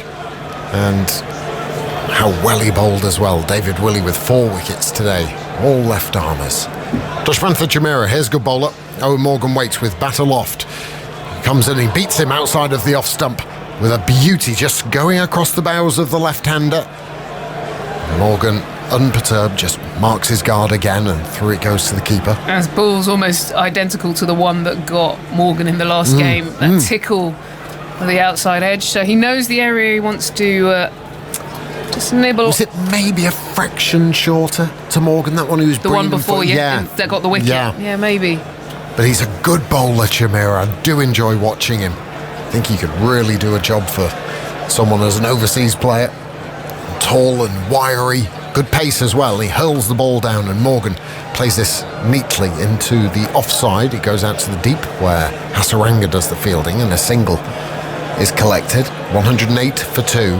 But I just thought also, when we watched the T20s, if there was a bright light out of Sri Lanka's side in the T20s, it was Dushmantha Chameera. He's bowling at the death and up front. Came away with some lovely figures. I shall tell you about them when I find them. Thank you, Andy. As he strides away from us. Lovely rhythmic run up close to the stumps. Tall action, and Root happy to open the face and got it down to third man. Yeah, 1 for 24 in the first T20 off 3.1. 1 for 29 off 4 in the second, and then 4 for 17 off 4 in the third, and then 3 for 50 off his 8 overs up at Durham. So they're tidy figures, especially when your side isn't doing well. I think the other thing I like is, it's often you see Sri Lankan bowlers and there's a lot of 82, 83 miles an hour, that sort of gentle pace. The fact that he can, I've seen him get him up there at just under 90, so there's that extra bit of nip. Chameera, short delivery. Morgan stands upright and then points the bat at Joe Root and screams no to him. A great deal of ferocity, making sure that the Test captain is sent back to the non-striker's end by the one-day captain. The sun's gone in, floodlights are on. There's a blanket of light grey just across South London. Russet-coloured houses to our left-hand side. There's flats with very neat chimneys, equidistant from each other. Chameera, number 5 on his back, past umpire Bailey. Full delivery, driven by Morgan, square out through the offside. Again, Hasaranga called into action to do the fielding. Another single picked up by England. A crane just beyond the Archbishop's Tennyson School. Again, that same coloured brick all around the oval, surrounding it. And a crane beyond it with its jib erect, as they are, over in the distance past some high-rise flats. Looking towards Crystal Palace way.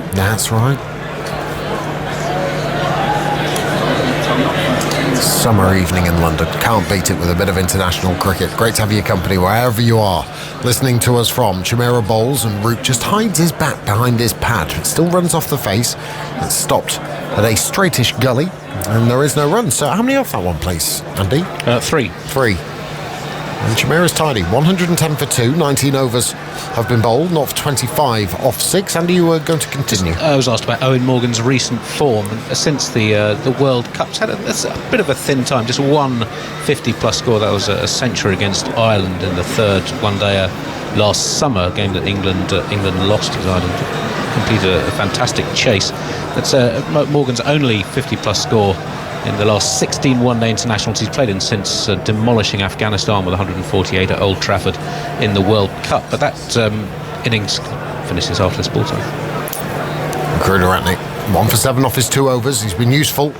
Just skiddy medium pace. His first delivery is on a length, which is defended by Morgan, back up the pitch. Morgan had been in spectacular form before that. His previous 17 ODI innings, he'd averaged 86 with a strike rate of 112, 2 centuries and 8 other half centuries. And England's one-day cricket's been so sporadic since the World Cup, it's been hard for anyone to get a run of form together. Thank you, Andy. Krunaratne. Angled run, but straightens up. Comes in, bowls a full delivery, driven gloriously by Morgan. Well fielded. I think that's Chimera, it is, at mid-off. Flinging himself to his left-hand side, might have grazed his forearm in so doing.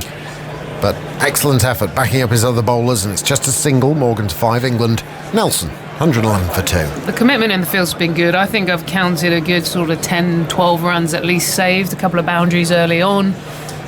Fernando a moment ago diving now. That's one thing that Nicky Arthur can write as an improvement in this game. The commitment in the field. Krunaratne over the wicket, short and on his tiptoes and slightly arching his back as he plays, and Joe Root holds his back. Walks away gingerly, a little bit stiff. Cut it to backward point. There is no run, but might have just tweaked it. Yeah, just giving it a little stretch now at the moment. Twisting. Ball got quite big on him, didn't he? He was trying to give it the sort of lean back and lace it through the offside.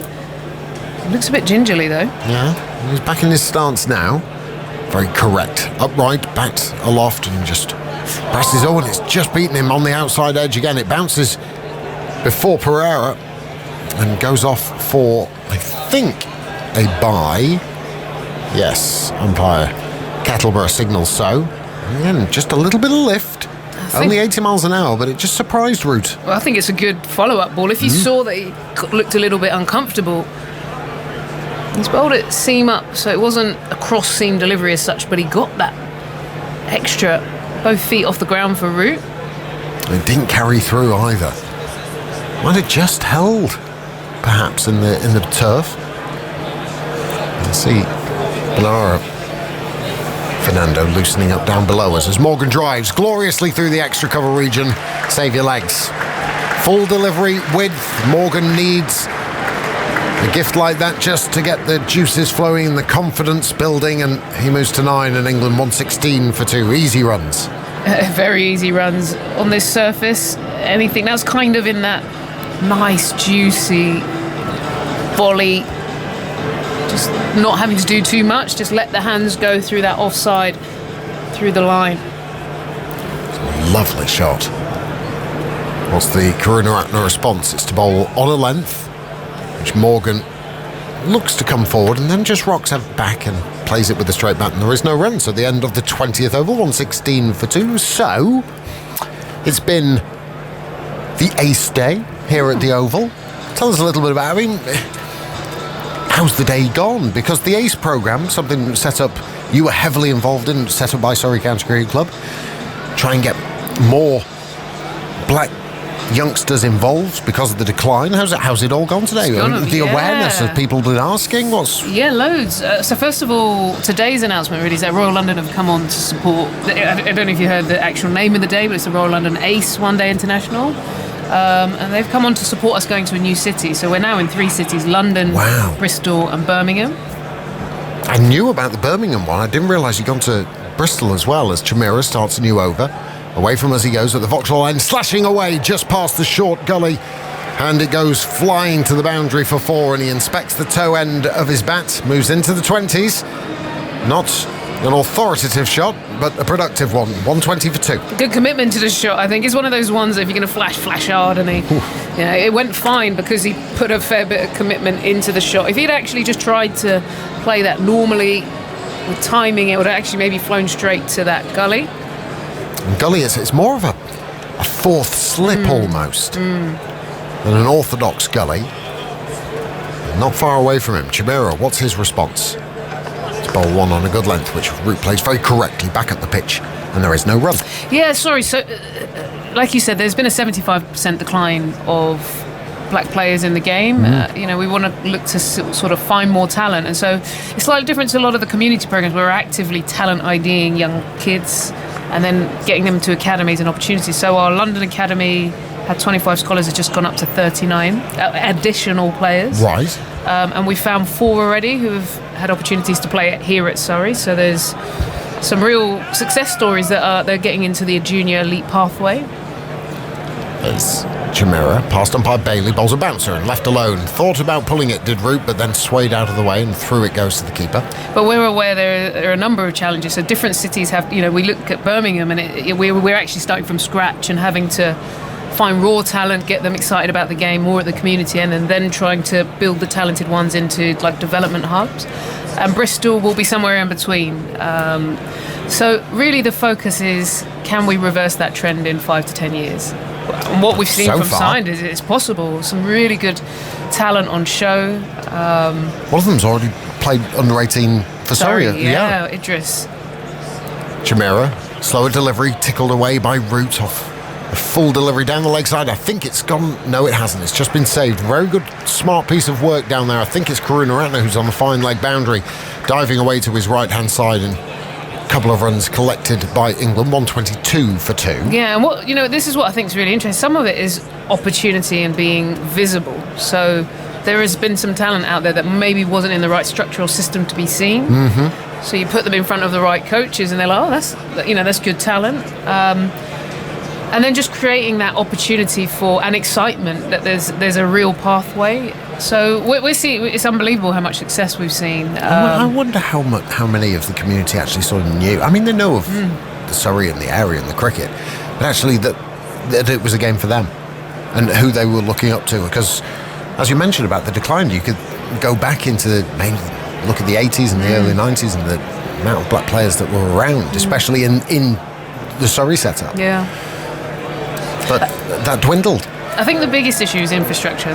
Just confirm it ended up going daggers. Oh, it did go for 4. We tried. It was a really good effort down on the boundary edge from Karuna Ratner, but it did go for 4 after several views from Michael Goff, the third umpire. 124 for 2. Chimera again, outside of the off stump on a good length, left alone by Root, wanting nothing to do with it. The other thing worth saying as well is, we're targeting on getting black talented players, but we're also, the development hubs are multicultural, so we're going into inner cities, and regardless of your ethnicity, we're supporting you to the hubs, and also if you've got talent, we're supporting you into structure. So it's more that the areas that we're going into will have high populations. Are they aligned, or is the Birmingham one aligned with Warwickshire and Bristol with Gloucestershire? Yeah. So it's aligned with the counties. Okay. It's got to be beneficial, isn't it, for everyone? As Chimera, short delivery pulled by Root in front of square. Not quite timed it. It's a long chase on the boundary edge for Hasaranga, who does well. Just puts a left paw out and saves it from going to the boundary. And a couple of runs to Joe Root and to England. 21 not out for Root, and England 126 for 2. Going wrong quite serenely. Sorry, 26 for Joe Root. I read that wrong. Well, that sounds great. You must be pretty proud. What you've done. I think it's the kids. It's seeing the kids really committing. They want to play. We're also supporting other players that are already in the system, but we just sort of contact if they're the only player from black background. I know when I played, sometimes you can feel a little bit, if you're the only player around 100 other, and so there's a little bit of wider support as well to players within the structure that they can come down, and the other thing is the players from England. Karuna Ratner continues, pulled away by Morgan, and should be 4, and is. He hit it beautifully, just helped it on its way, really. It was a leg stump line, and Morgan just swiveled on his back foot, found the right area in which to hit it, and it goes scurrying across the turf for 4 more, 130 for 2. That was a gentle short ball, wasn't it? It was kind of on the leg, sitting up, help yourself, Owen Morgan, and he did just that. It's going to be a very useful knock for Owen Morgan here. Spend some time at the crease. Karunaratne scuttling in, short delivery, it's been top edge straight over the top of the keeper. He swatted it away, it might just spin on and does. Wasn't in control of it whatsoever. It was not actually. It was a pretty good bouncer from Karunaratne, 86 miles an hour at skiddy pace, and Morgan really wasn't in control. Matters not to him though. He moves his total to 17 in England, 134 for 2. It was a good change-up after, like we said, the gentle sort of short ball. This time he absolutely nailed it into the surface, got up to that awkward height and rushed in for pace. Fortunate for Morgan. He's still there, the England captain, 134 for 2. Morgan 17. Route at the non-striker's end is 26. Infield closes as Karunaratne bowls, and on his tiptoes and defending square of the wicket out on the offside as Morgan now originally didn't want the single, but fielder at point with I think is Avishka Fernando just looked like he pulled something in pursuit, a hamstring, or He just put his boot out, didn't he? might just jarred, sprained it, something like that. Yeah, he's just stretching at the moment, and that's why they managed to get through for a single. Originally there was no run, but he couldn't bend for some reason. Anyway, he goes through for a single. Morgan to 18, England 135 for 2. Well, it all sounds very positive. Yeah, I was just going to say, last thing is the England player support. Yeah. Speaking to CJ, Joff, Sophia Dunkley, they're real role models, so we're grateful to them.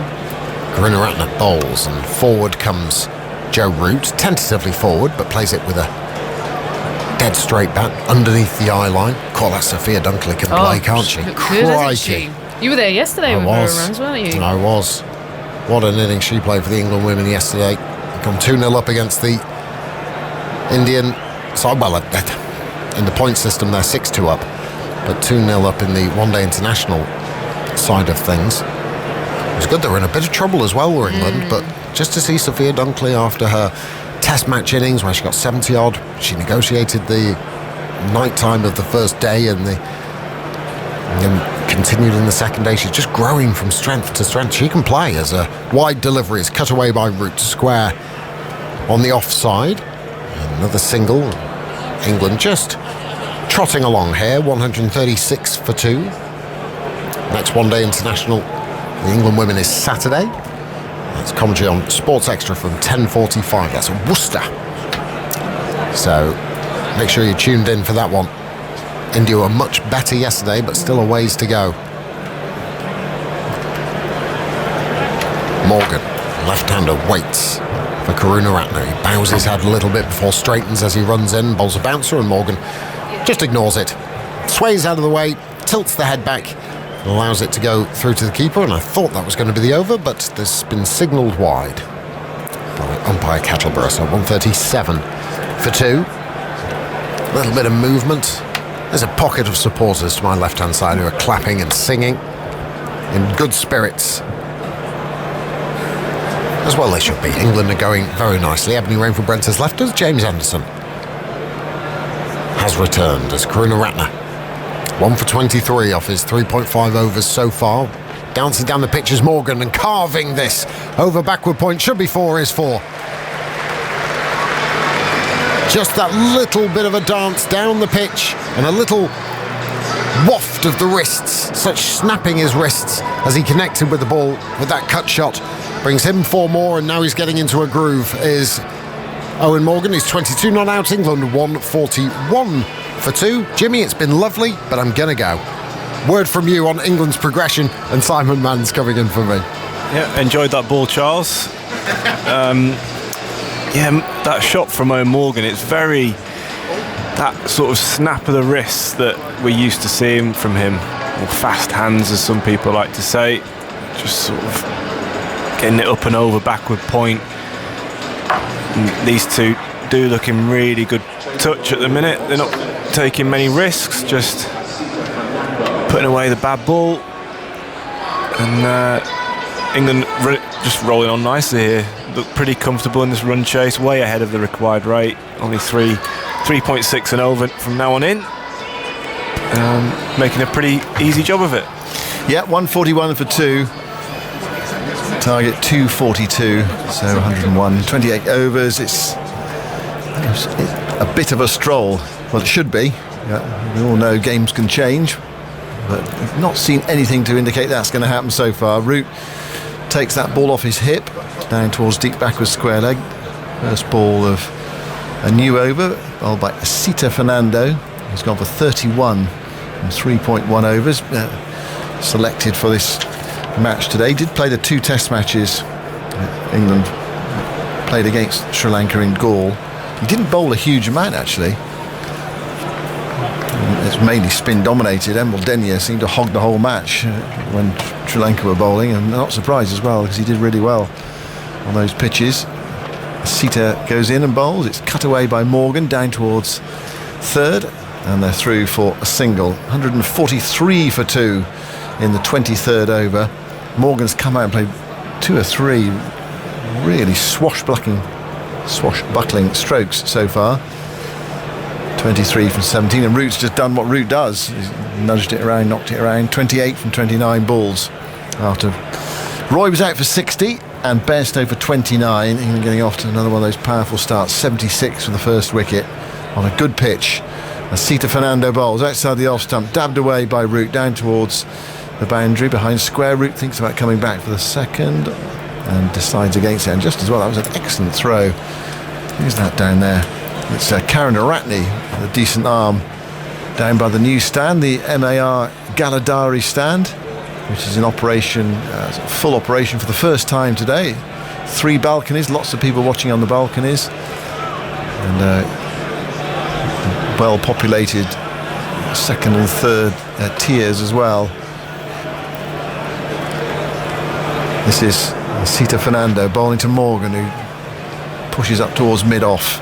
It's picked up by Hasaranga, and there is no run. You'll get to, well, hopefully by the time you play on this ground, Jimmy, in the 4th test against India, that we're back to full houses again, and you've got, well, 14,000 in today. Hopefully we'll be up at 28,000 for that match. We'll see what happens in the next few weeks. Yeah, it's good to see it sort of going in the right direction, isn't it? So fingers crossed things will be well by then. Asita goes into bowl to Morgan. Morgan clips that into the onside up towards mid-on.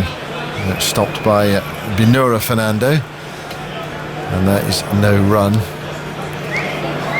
Yeah, I think we were all so grateful to have sport last summer in the end. I'm sure you were as players, and we were, listeners were, happy to have something to focus on. But it was weird. I mean, you think of someone like Stuart Broad taking his 500th Test match wicket, and no one there to see it. Yeah. Fernando bowls. Morgan tucks that away into the onside, left of Shanaka, and they are through for another single. 145 for 2, and your 600th as well. Yeah, I was going to say Stuart Broad's dad got to see it. Yeah, that was nice, because he's not seen many of them. He's a match referee. Yeah. So he's usually off around the world refereeing other countries, and he wouldn't have seen many of Stuart's wickets. So it's nice for him to be there. But yes, just a shame for the whole team, really. I thought we'd play some nice cricket throughout the summer. It's a shame that no one was there, but as I said to Charles earlier, we were glad just to be playing, really, because obviously it was an awful year. Were there moments when you thought we could really do with a crowd to lift us here? We're a bit flat, or you once you get into the battle, you're sort of engaged enough in it? It weren't too bad once we were in the battle, but there were times, definitely, where you thought that. Binura Fernando, left arm over the wicket, bowls to Morgan. Left arm onto left hander. Morgan plays defensively towards mid-off, and there is no run. The lights have been on for a while, but it's still a perfectly pleasant evening. Of course, we're right in the middle of summer. It finally gets dark in London this time of year, about 10 o'clock at night. But it is officially a day-night one-day international. Neither one thing nor the other. Start time of 1 o'clock. Fernando goes into bowl to Morgan. Morgan tucks this away into the onside through square leg for a single. They jog through. 145 for 2.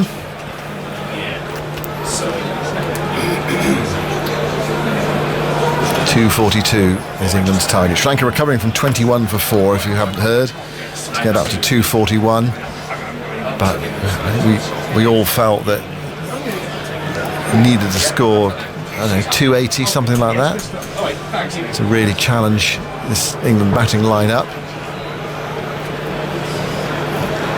England in control with Root to the 4 at the moment. He lets that one go by outside the off-stump, ball across him. England can afford to do that. Just bide their time. And then Morgan has come out and played a few shots. What's Morgan done of late? And have you mentioned that? Yes, we talked about that just a little while ago. Just 150-plus score since the World Cup. That was a century against Ireland, averaging about 30 since the World Cup, having had sort of the most productive run of his career in the couple of years leading up to it. And how about white ball cricket, T20 cricket as well? Fernando bowls, Benora Fernando, and Root has a nibble at that one, misses it. And it's through to the captain, Kusal Pereira. 46 for 2. Because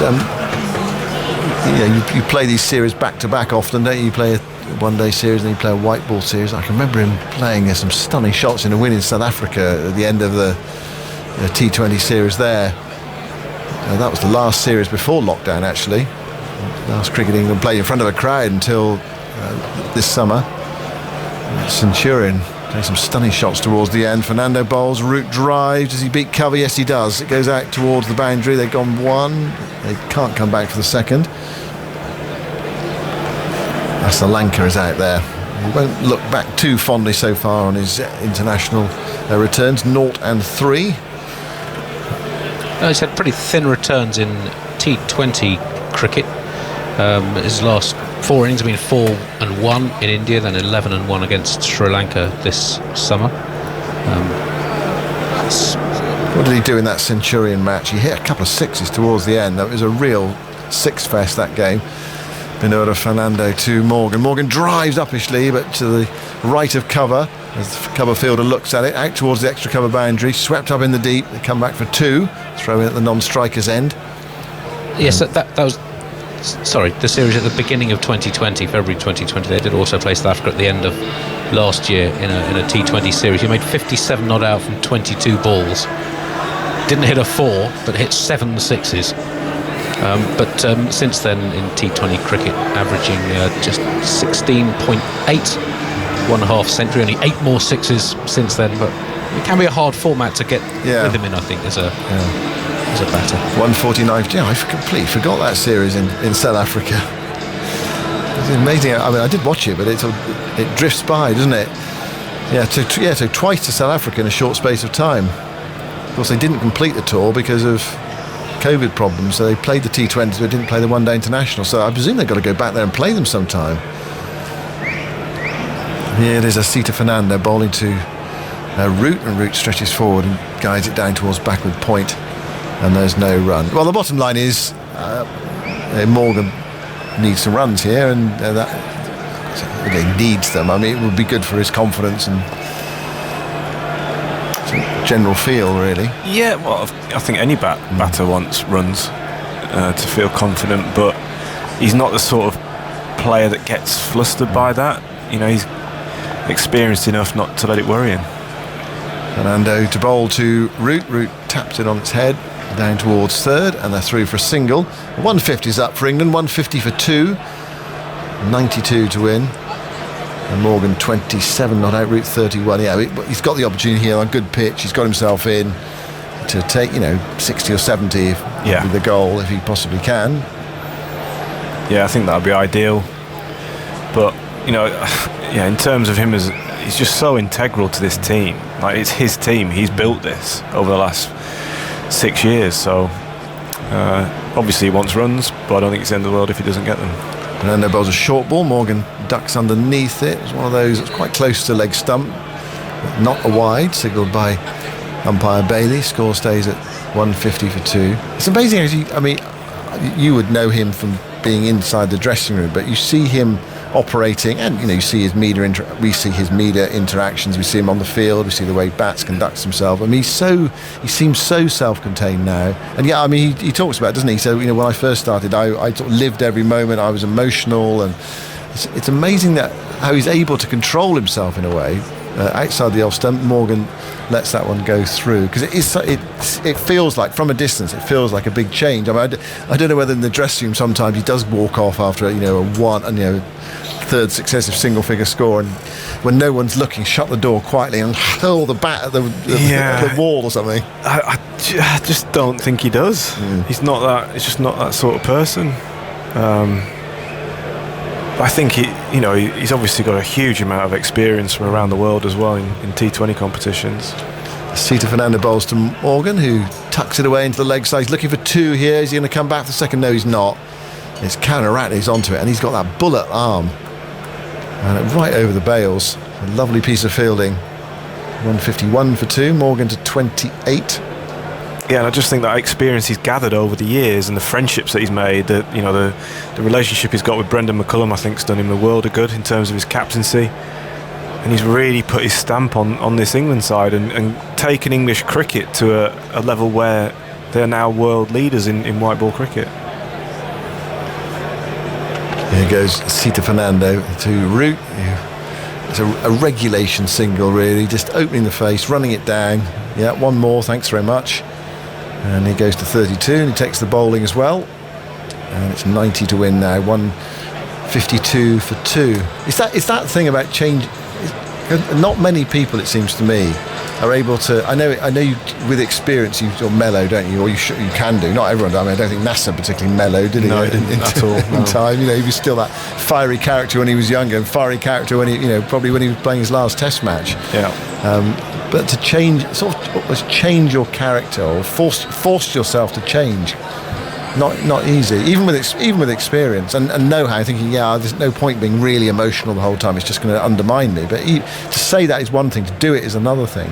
Yeah, but I think it's part of improving yourself as a cricketer. Is what works for you, what gets you in the best mindset to perform at your best. And he obviously knew that getting emotional, or however it wasn't working out for him at the start of his career, and he's gradually sort of either grown out of it or worked his way out of it and turned himself into the player he is now.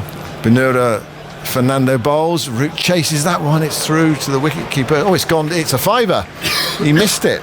Kusal Pereira completely missed it. It was a wide ball as well. And that's 5 runs to the total. And bowl it again. There's a slip in. Root went after it. And Pereira, has he hurt himself? Did he get it right on the end of the glove like Bairstow did earlier? It might well have done. Yeah, it might have hurt his shoulder diving. Oh, yeah, shoulder, yeah. Yeah. It's a really wide ball. It started wide and then sort of shaped even wider. Kept swinging away from him. Couldn't get anywhere near it in the end, but it looked like he just hurt his shoulder when he put his glove on the floor. He's back on his feet now, though. Here is Fernando bowling to Root. That was a straight ball. Root defends up towards the bowler who picks up and there's no run. 157 for 2 with those 5 bonus runs for England. So what about you as a character? I mean, do you have to? I mean, what are you like on the field? I mean, Swanee always says, you're a bit grumpy out there and that sort of thing. But are you? Is that who you are really, or? Well, I'd say focused rather than grumpy, to be honest. This is Fernando, Benira Fernando, bowls to Root, who drives straight to cover, and there's no run. But what sort of gets you going on the field, or are you self-contained on the field? You're forensic? Yeah, I try to be. I think that really does help. The more I think about it and the more detail I go into on the field, helps me focus so much on what I'm trying to do with the ball and who I'm bowling out and the plan I'm trying to execute. I think it's that focus that really helps, and sometimes it does turn into me being grumpy. Fernando bowls, Root forces that away. It's a nice looking shot, but very well fielded at backward point, and there is no run. I'm also really competitive as well, so if I'm trying to do a job for the team, like starve them of runs or whatever, and there's a misfield, then I will get angry at that, because I'm trying to do a job and been let down by a fielder. So that, those sorts of things do wind me up. But I think, as you get older, you maybe can control your emotions a little bit better. There's Ramesh Mendis on the field at backward point, subfielder.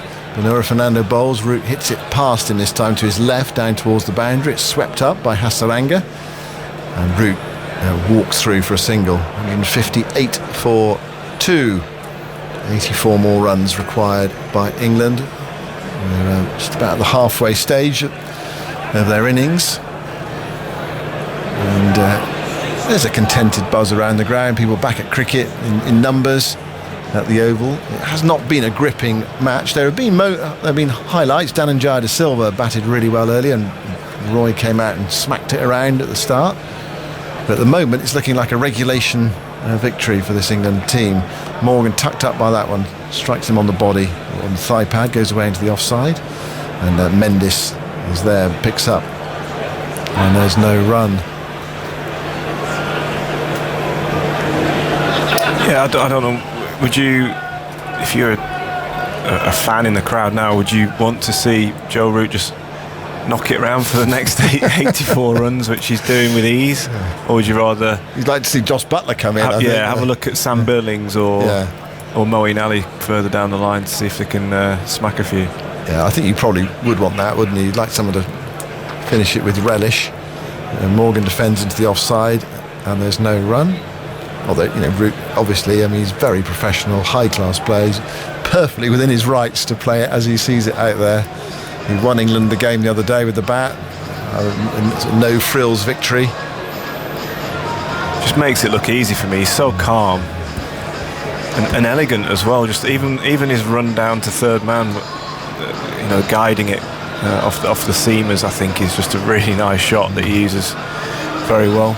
Similar to how Trescothick used to just knock it on the head down to third man, get off strike. Do you see Joe Root as someone who should be? The UAE is going to be the place that's going to hold the T20 World Cup. We saw him playing England's last team in 2016. He's not in the squad. He's not been in the team recently. 158 for 2. New over from Asita Fernando. Bowls to Root. Root forced to defend that. Tried to manoeuvre it into a gap. Couldn't do so on the onside to mid-wicket. There's no run. There is a case for bringing him in, or has that ship sailed now? England sort of moved on, and they want all these and there's Milan. In a way, Milan it's not quite in the Root role, but it's a bit of that about him. It's he's a bit of a glue player, although he can play those attacking shots, and everyone else sort of whacks it around.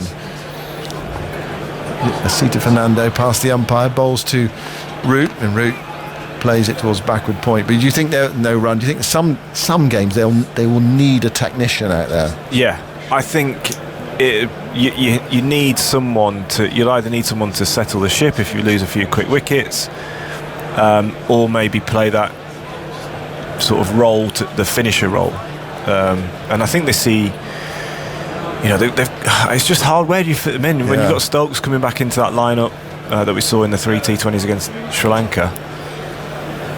This is Fernando. Bowling to Root. A low pull out towards deep back with square leg. They trot through for a single. 159 for 2. That is the issue. Where does he fit in? And at the minute, without Root in that squad, I'm still not seeing a place for Milan in the final 11 in the World Cup when you've got Butler, Roy, Stokes, Bairstow, Morgan, Ali, potentially, or Billings, or whoever you want at 6. Where do you fit a Milan? Where do you fit Root as well as they can play in those tricky situations? Sita Fernando bowls, and Morgan comes forward carefully and plays that towards a backward point, and there's no run. One thing I would say about Joe Root, he does bowl really useful off spin in one-day cricket. He's not been used in this series yet, but his off spin is better than part-time for me, and the way he plays spin, he's as good as anyone in the world. So I would have him in the squad just as that option. Certainly in the subcontinent. If you end up at Sharjah when it rags, then he could be a good option. Morgan pulls a short ball, doesn't get all of it. He gets it down towards fine leg for a single. 1 60 for 2, 83 to win from 140 balls. I mean, one issue is about players getting to Australia for the Ashes. We know the start date, but the final of the T20 World Cup, I think, is on the 14th of November. And if you then got to get to Australia and then quarantine for 2 weeks, you've basically got your Ashes skipper, who's the sort of focal point, isn't he? An Ashes skipper, and you're not going to be in Australia very long or released into captivity. Here is Fernando bowling to Root, who drives towards mid-off, and there is no run. 160 for 2 at the end of the 27th over. He's not going to be having played much cricket, is he? Really? Yeah. Well, when you put it like that, I wouldn't have him in the squad. Yeah. you want your Test captain to be. I need to go. Sorry, Jimmy. You continue that. Atif is coming in. Yeah, you want your Test captain to be fresh and not. If England do get to the T20 final, that's 2 weeks into the Australian trip. So, and then with 2 weeks quarantine potentially on top of that, it does take a chunk of that preparation out for him. So that'll probably come into the thinking of the selectors as well. It is quite the workload that the England players have to deal with, and with the inception of new tournaments and the desire for so many countries to host England, you suspect it's going to get worse before it gets better. 160 for 2 now as Bernardo Fernando comes into Owen Morgan. He flicks the ball down to deep backward square leg for a single. I mean, just thinking about the scheduling, and in recent years India's been under the microscope because they play a lot of cricket. They've got the IPL, which seems to get bigger every year, and things like that. I mean, have you ever thought about how you could sequester squads over the course? I mean, rotation is one thing. The other way to do it would be to literally break down your squads and say, this is the team we're going to take here and this is the team we're going to take there. I mean, how much thought do you put into as a cricketer? Do you just kind of want to play as much as possible, or how do you feel about rest and rotation as the next ball from Bernardo Fernando has been pushed to backward point and they run through for a quick single?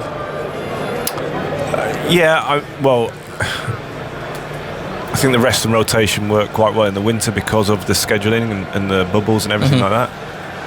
But essentially, you want to play as much cricket as you possibly can, and the likes of Ben Stokes will want to absolutely play in the World T20 and then straight to the Ashes. There's no question about that, and I'm sure England will want them to. But it's just, I think, just keeping an eye on them so that you do watch out for that burnout, or just manage them along the way, I think. Bernardo Fernando in once again, straying onto the pads of Owen Morgan, who flicks down to fine leg. They take 2 runs. Morgan looking solid now. He's on 30 or 31. But I remember back to when I was Ben Stokes. I think it's just turned 30. When I was 30, I wanted to play everything. And when you're young and you're fit and you just want to keep playing and playing and playing. So you don't really. That's all you think about as a player, trying to get yourself fit and be available for selection. If the selectors think, right, we want to rest and rotate, then that's their decision. You're going to have to accept it. I mean, do you ever feel like pushing back in that scenario and saying, well, actually, I feel quite good and I want to keep playing? Well, we'll come back to this as Bernardo Fernando in once again, short outside the off stump, cut beautifully by Owen Morgan. The fielder down at third has some work to do. The batsmen get back for 2. Morgan on to 34 now. Do you ever, is it difficult to push back to a selector and say, well, actually, I feel good, I feel healthy, I want to play, I feel energetic, like you're suggesting, Ben Stokes might? Yeah, I tell you what's been really good in the last sort of 12 to 18 months is actually the communication between the coach, the captain, the medical team, the selectors, actually trying to get everyone's view. Where's everyone at physically, mentally, and obviously the selectors and the captain will want to pick as strong a team as possible as well. So I think that communication is key in terms of rest and rotation. Bernardo Fernando in again, this time just defended into the covers for no run. I'm just so curious because this schedule keeps getting heavier and heavier, doesn't it, Andy Zaltzman? Well, isn't that part of the issue? The international support's supposed to be the pinnacle and the best players from each country. If the schedule doesn't allow teams to pick their best team all the time, then there's too much cricket in the schedule. And someone at some point is going to have to say, we're going to play less, and there's going to be a bit less money to go around, but the quality is going to be better and more authentic. will that ever happen? Don't think so. Well, it seems unlikely.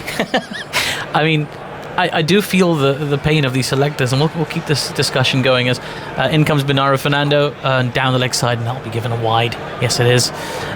So, the Ashes happen. There'll be another tour next summer, and the summer test tours, they're not, they're really big occasions in England. Nobody wants to sit them out. Then you've got another World T20 happening next year as well. So it's not like things ever really let up. I'm sure in 2023 something else will pop up. Well, we go to the West Indies in February as well. Exactly, that too. Yeah. So it can feel a little bit non-stop at times, but I think we're just, as I said, we've got a good enough squad, good enough depth to be able to keep fulfilling these fixtures. Fernando in again this time, just pushed a backward point for a single by Owen Morgan. England 1-6-7-4-2. And I think one way of looking at it is it's actually going to improve or give more chances to people that are on the fringes of the team. We've seen that in the white ball series already this year. Yes. People getting chances that might not have got chances before, with albeit due to injury, yes, with Jofra Archer and Ben Stokes missing. Joss Butler's been injured as well, so Liam Livingstone's got a chance to show what he can do. And I think,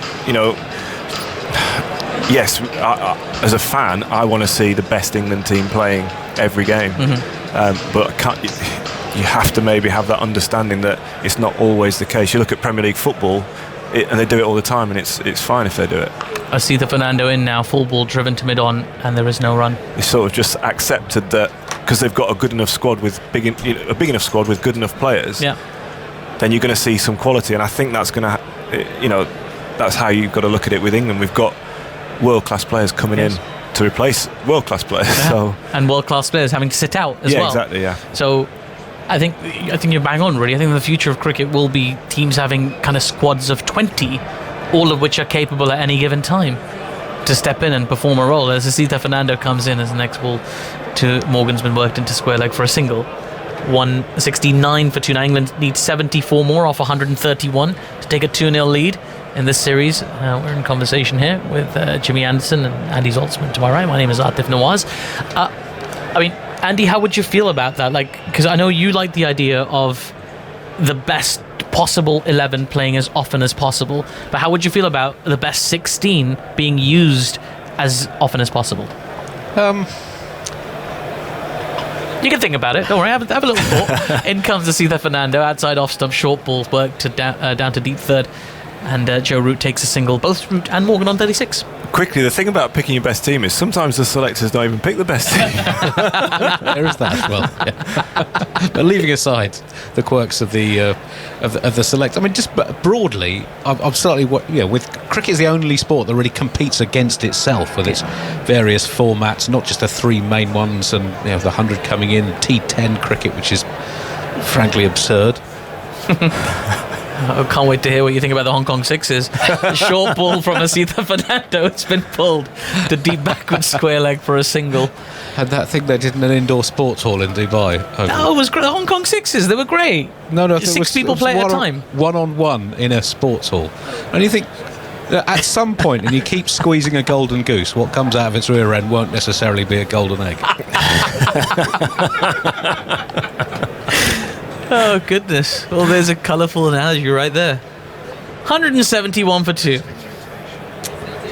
Asita Fernando in once again, full ball, this time just driven out to the mid-wicket region. There's no one there in the deep. It will go all the way to the boundary for 4. Joe Root looking to accelerate now. He's got 40 or 47 deliveries. England 175 for 2. 67 adrift of a target that is inching ever closer. Andy Zaltzman. There's also, I think, an issue with scheduling of summers, and I don't know the extent to which it's affected by COVID, but we have these one-day series here in between test series against two different countries. There's no real narrative to the summer, and I think if you have limited over series building up to a test series like we had with India in 2018, you get an ongoing narrative through the summer that I think helps the sport. Asita Fernando in once again, as the next ball's just been dabbed down to third man for a single by Joe Root. And that is the end of the over. 176 for 2 now. England need 66 off 21 overs. We're going to give Jimmy Hansen a break after that lively debate. We'll get Ebony Rainford Brent's thoughts on it as well in a minute, but so much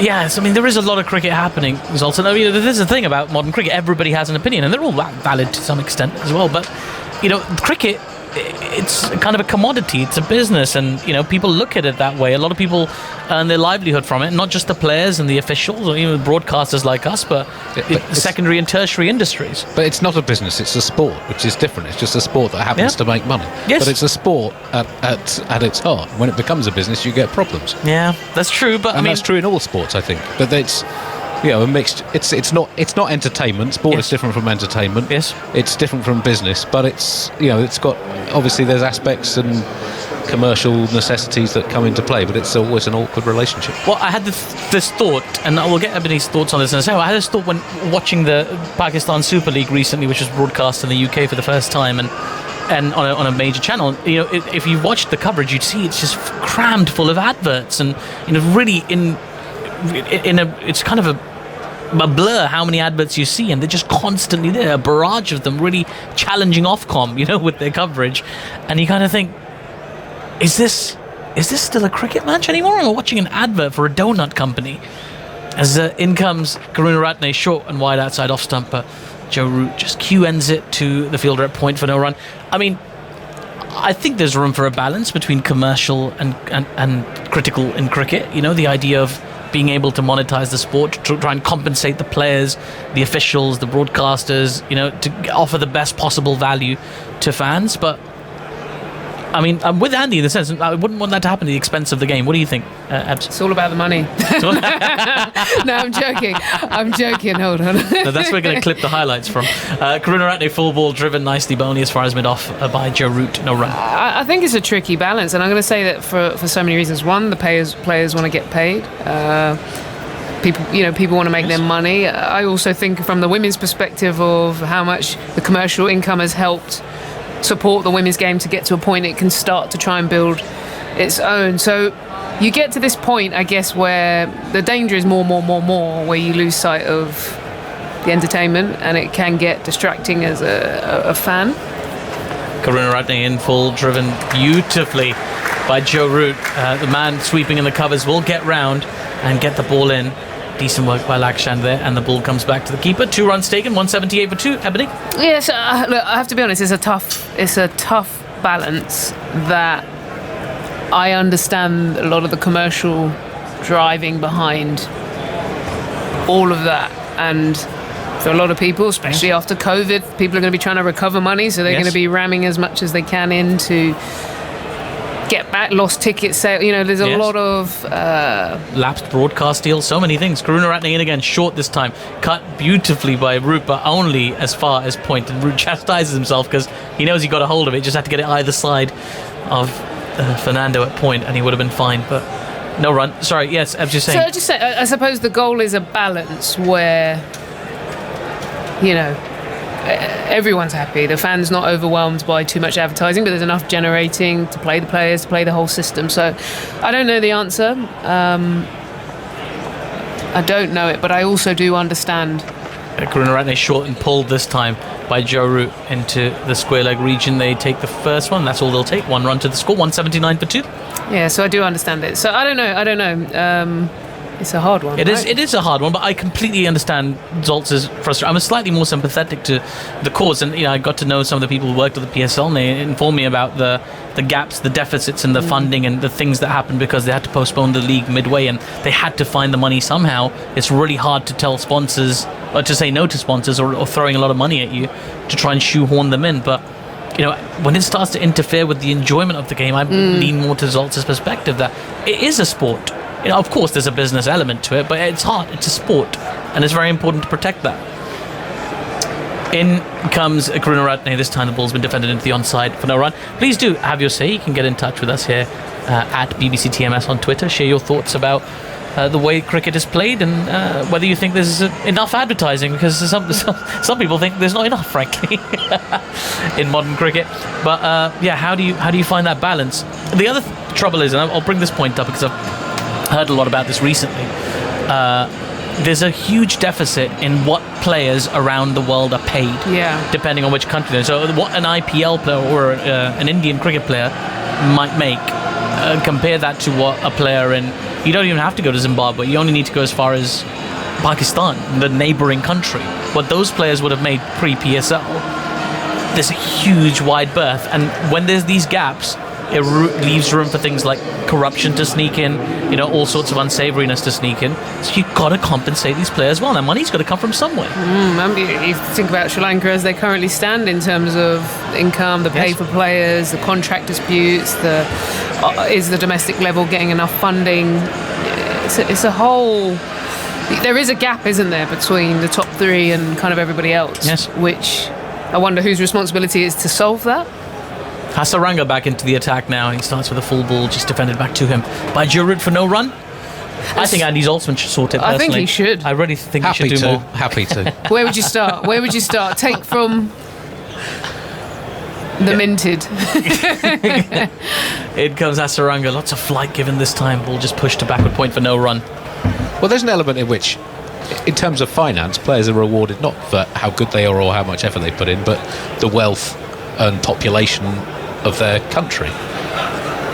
As Hasaranga comes in again, more flight given, very full, just defended out to backward point for no run. So if you want a more equal international game, it requires distribution of international funding to help those that are less well off, and to make cricket a more viable career, because for international cricket to work, it needs as many competitive teams as possible. Winendu Hasaranga in once again, ball played down to long on for a single by Joe Root. And you see, in the women's game, there's very much two-speed professionalism, which is great for the countries that have it, but it doesn't necessarily help the international game in terms of the depth of competition. So I think that there's clearly huge challenges that need more of collective effort than I think cricket has sometimes had in the past. I 100% agree. Collective effort, yeah. I mean, I don't know how feasible that is, but it solves the problem for everybody, right? Yeah. If the game's more competitive, the standard goes up, the interest goes up. It just requires a little bit of relinquishing of control from certain areas of the game. As in comes Hasaranga, reverse sweep by Owen Morgan. Just made gorgeous contact with that. Races away to the third man boundary. There's a diving effort. It doesn't succeed. So 4 runs for Owen Morgan with that classic reverse sweep. We've seen so much of that in the IPL, ironically enough, from Owen Morgan. And it's always so pleasing to watch. England pressing on, 184 for 2 now. Well, he's clicked into gear, hasn't he? He's now gone above a runner ball. The range and array of shots are coming out. He's just feeling more and more at home at the crease. And this is good for England long term. The captain keeping in touch is important. Hasaranga in once again, this time. Oh, just beating the outside edge of Owen Morgan. Keeper didn't collect cleanly. They ran through for a bye. It looked perilously close to an outside edge. In fact, it's not been signalled by yet by the umpire, so perhaps it took an outside edge. Was that a drop, Ebony? I was wondering if there was just a little tickle. Morgan did look back. I think that's always a sign. I'm going to make way for Charles Dagnall, but do pontificate. Did you think that was an outside edge? Yeah, I was just going to say, you do kind of look back as a batter if you think you got something on it, and he kind of had that sort of look. I don't know. If it was a feather of an edge. But equally, he is home. So drinks time, Daggers. Just notice who's bringing out the drinks, and it's the superstar from the last game, Chris Wokes, which is an indication of a side that everybody pulls their weight. You might be the superstar yesterday, but you're helping your teammates and keeping them ticking the next day. So I'm sure he's delighted to be bringing out the drinks after getting 4-0 in that first one-day international at Durham. Yes, good afternoon again. There's blue sky above us, and England are just accumulating their way, and very comfortably accumulating their way to victory here. They're 185 for 2, so in pursuit of 242 to win. So let's get a thought from the former Sri Lanka all-rounder Russell Arnold. Russell, great to speak to you again. I bet you're a little bit miserable, though, with the performance that Sri Lanka have put with the ball. England finding this very easy. Yes, too easy, in fact. At the end of the first innings, after Sri Lanka batted, I thought they were 30-40 runs short easily, but the way England are doing it, the way that pitch is playing, they're probably 70-80 short. It's that type of, the conditions are such, and it goes to show that once again, wickets falling early in the Sri Lankan innings, it just takes you out of the game. There's no scoreboard pressure, and these English batsmen, they just know how to play the game. They're such professionals in this format that Sri Lanka are not even allowed to breathe. The thing is, Russell, as well, it's highlighted even more so when you are 60, 70 short, when you see the bowling attack that they do have. And it's, you know, there are some useful bowlers. Chimera, very useful. Hasaranga, useful. But the rest of it is a little bit toothless, especially on a surface such as we've seen. And that does highlight the lack of runs that they have scored. If you're defending 280, 290, 300, then that sort of allows for the kind of attack that they have. Yes, it all comes down to the number of runs that you do have on the board, because then the batsman has to do something extra, and the bowlers don't have to try too hard. They can sit back and bowl disciplined lines and lengths. Yes, there are useful bowlers, but they're still very different to the type of bowlers that England do have. If you do compare the two attacks, there are hardly many wicket takers. There's Chamira and Hasaranga that you could go to, but after that they need to be patient and bowl to basics rather than look to blast out, and they are able to be, they will be effective only if runs are there on the board, and unfortunately in these conditions they're way short. Okay, Russell, great to... just very briefly, in this sort of circumstance, what can Sri Lanka get out of the next 10 to 15 overs? Yes, they're on a loser at the moment. They require England another 57 runs to win. It's easy for them, but what can they glean out of these the next 5 to 10 overs? Well, if they can try and make it a little harder, probably pull the rate back, but a couple of wickets would help. But then another catch did go down, a sharp one behind the stump. So they must try and not lose their discipline, try and maintain high standards right through. It's easy to fall away. So that's what you must guard against, and maybe that's the positive that they can take forward or gain some confidence from. All right then, Russell, thank you so much for joining us as ever. Dhananjaya De Silva has got the ball in hand. He's bowled a delivery which just gets turned to fine leg, and his second one round the wicket, the off spinner gets punched by Morgan to Dasan Shanaka at extra cover. So Russell Arnold will be giving us his thoughts throughout the course of this Sri Lankan series. England 185 for 2. Dhananjaya again.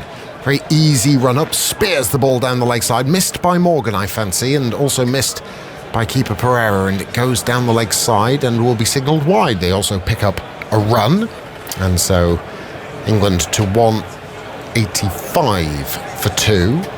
Morgan 42 not out. Root is 187 for 2. I thought they hadn't ticked that over on the TV screen.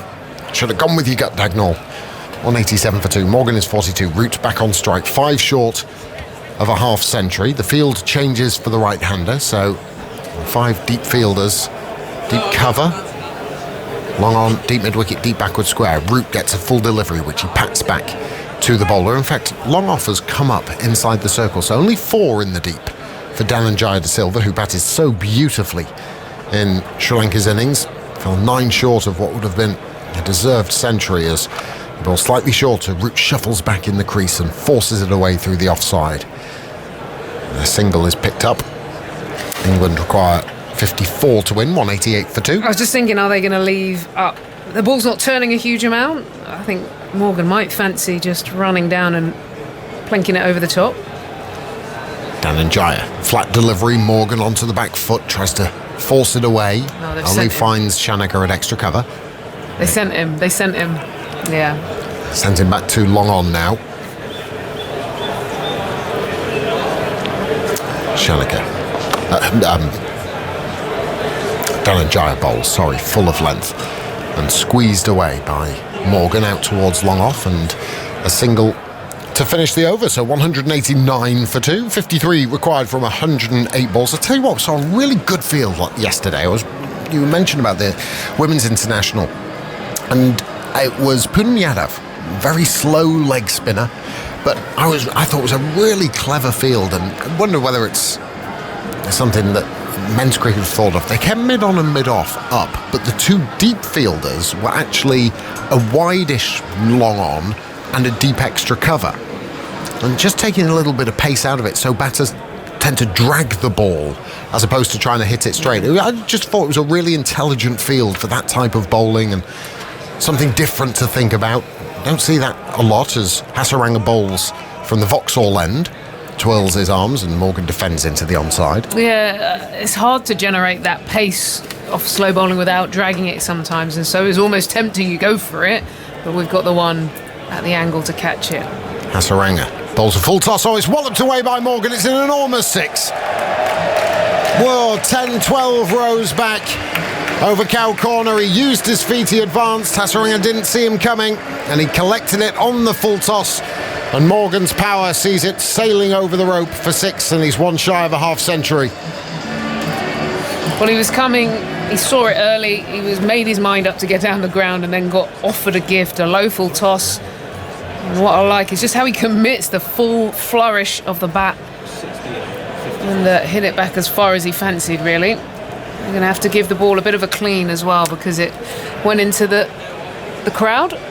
Yes, get the KFC wet wipe and give it a rub. Used to get those with the buckets of chicken. And you used to get these sort of lemon-scented wet wipes. I mean, other wet wipes are available. I assume they are, as Hasaranga bowls, defended by Morgan. Sorry, I was just entertaining myself there, really. Well, at least you're entertaining someone. Cheers, Daggers. 190. I've missed you. 195 for 2. 47 to win from 105. Hasaranga twirls the arms and a big appeal for LBW, and Hasaranga likes it. Does Rob Bailey? No. Now, is he outside the line? And I wonder if Morgan knew the line of the ball, hence the shot he'd played. He tried a reverse sweep, but Sri Lanka might as well review this one. It's been a while since they reviewed it because they've used all of them in the on-field decision is not out. It's first couple of overs. Michael Goff is the voice you can hear. Hasaranga liked this. Pitching in. This looks good, you know. Oof. This looks really good. There doesn't appear to be any bat involved. Could we just confirm that with Ultra Edge, please? I have a funny feeling this could get overturned. I think it's pitching in line. Don't think there's any bat involved. All the way through, please. All the way past the gloves as well, please. Yeah. All the way through the pad. Okay, no bat or glove involved, so ball tracking when available, please. I think he's in the game here, Hasaranga. Ball tracking coming up now. Is it pitching outside? It is. Pitching outside leg. Stay with your original decision of not out, Rob. I'll let you know when you're on screen. You're on screen now, Rob. I have no doubts it was going on to hit the stumps, but it was just pitching nudge outside a leg, and Hasaranga can't believe it. And two things out of that. I think Morgan sees the line and is happy to play the shot. And also Rob Bailey has had a very good game today. I think he'll still go for it again, you know. There's still a big gap if he can get it up and over. There is a deep point out as Hasaranga bowls. Oh, and it's just squeezed through. I think Morgan inside edged it onto his pad and then it trickled past the stumps. And Hasaranga must be wondering what he's got to do. But no matter how it occurs, in unorthodox circumstances, Owen Morgan raises his bat to all sides of the oval for his 55th England half-century. The England captain needed to find a little bit of form. He's got the perfect scenario, no great deal of pressure, perfect pitch, relatively timid attack, and he's got his way to a half-century. Hasaranga in again quickly. It scurries on to Root. Root is quick enough, though, to jam the bat down and just play it out to backward point, and there is no runs. So the end of the over, 33 have been bowled. Morgan is 50 not out. Root is 4 short of that same milestone. England 196 for 2, and Andy Saltzman can give us some numbers. Yes, 50 off exactly 50 balls, a 6 and 5 fours. He said his 55th 50-plus score for England. 13 of those he's converted into hundreds. Also had 6 for Ireland, including 1 century, and it's his 7th 50-plus score against Sri Lanka, and only his 2nd since the 148 he made against Afghanistan in the World Cup in 17 innings. Another thing on that LBW, Daggers. Should a batsman lose their immunity on legs, the ball pitching outside leg stump, if they're playing a reverse shot? That's a good question. We'll come to that in 10 overs time. As Danenjaya de Silva gets worked into the onside by Owen Morgan just for a single. Moves into 51, 197 for 2. So he's playing a reverse. So he's playing the reverse sweep, and you reckon he loses his immunity Because it's almost making it into a traditional shot. Yeah, it's a really good question.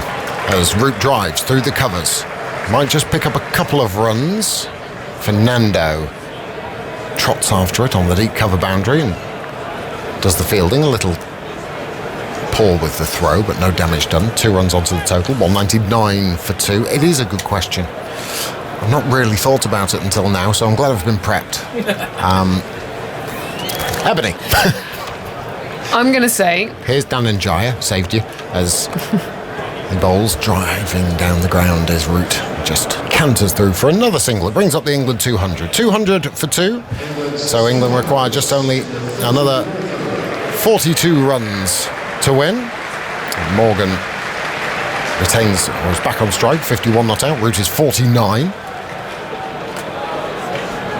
Danenjaya, off spinner, rolls his arms over and just pulls a flat delivery. Morgan punches down the ground for another single. England just very easily just accumulating, knocking these off. As I continue to talk, to delay I have an the answer. answering I have of this. a couple Oh, of you answers. have? You've got a couple of answers. Just hard in the spin over. As a shorter delivery is cut by Root as far as Hasaranga, and it brings him his half century. They might come back for a second overthrow, but one is enough.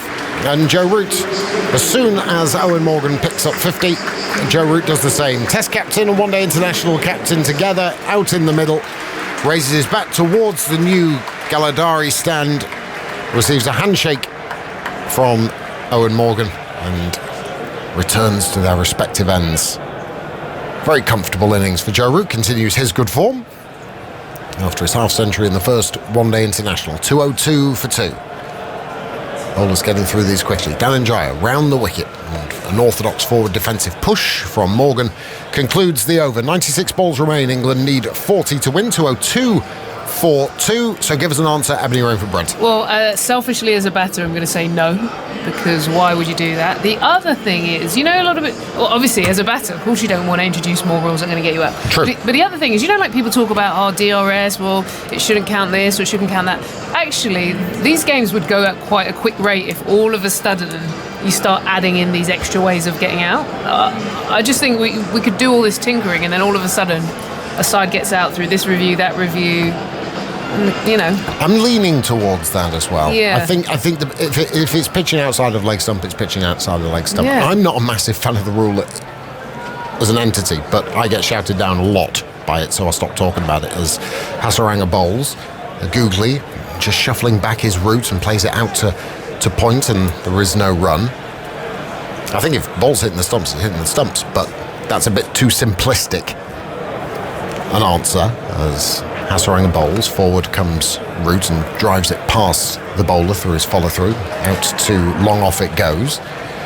I guess the only thing with that, it was invented when there was no DRS, so I can understand why everyone was like, if it's pitching outside, how can you be sure it's moving or whatever?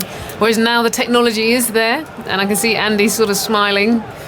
What would be your answer to the question, Come on, Andy. It's going to be way more intellectual than us. Hasaranga bowls a Googly that just slightly moves away off the surface to Owen Morgan, but he just adjusts his shot, opens the face and plays it for a single through the offside. 204 for 2. I think if you're playing a reverse shot, you've essentially made your leg stump the off stump. So I think then what is leg stump has changed philosophically, hasn't it? Well, it has, but as Root sweeps out towards deep mid-wicket, it is a fair question. A single collected, 205 for 2, but I What if you reverse your hands but not your feet, though? So you've actually only just... That's sort of what Morgan did there. Yeah. They could get the lawyers involved there. I think my head's going to drag explode. it through the courts. Hasaranga.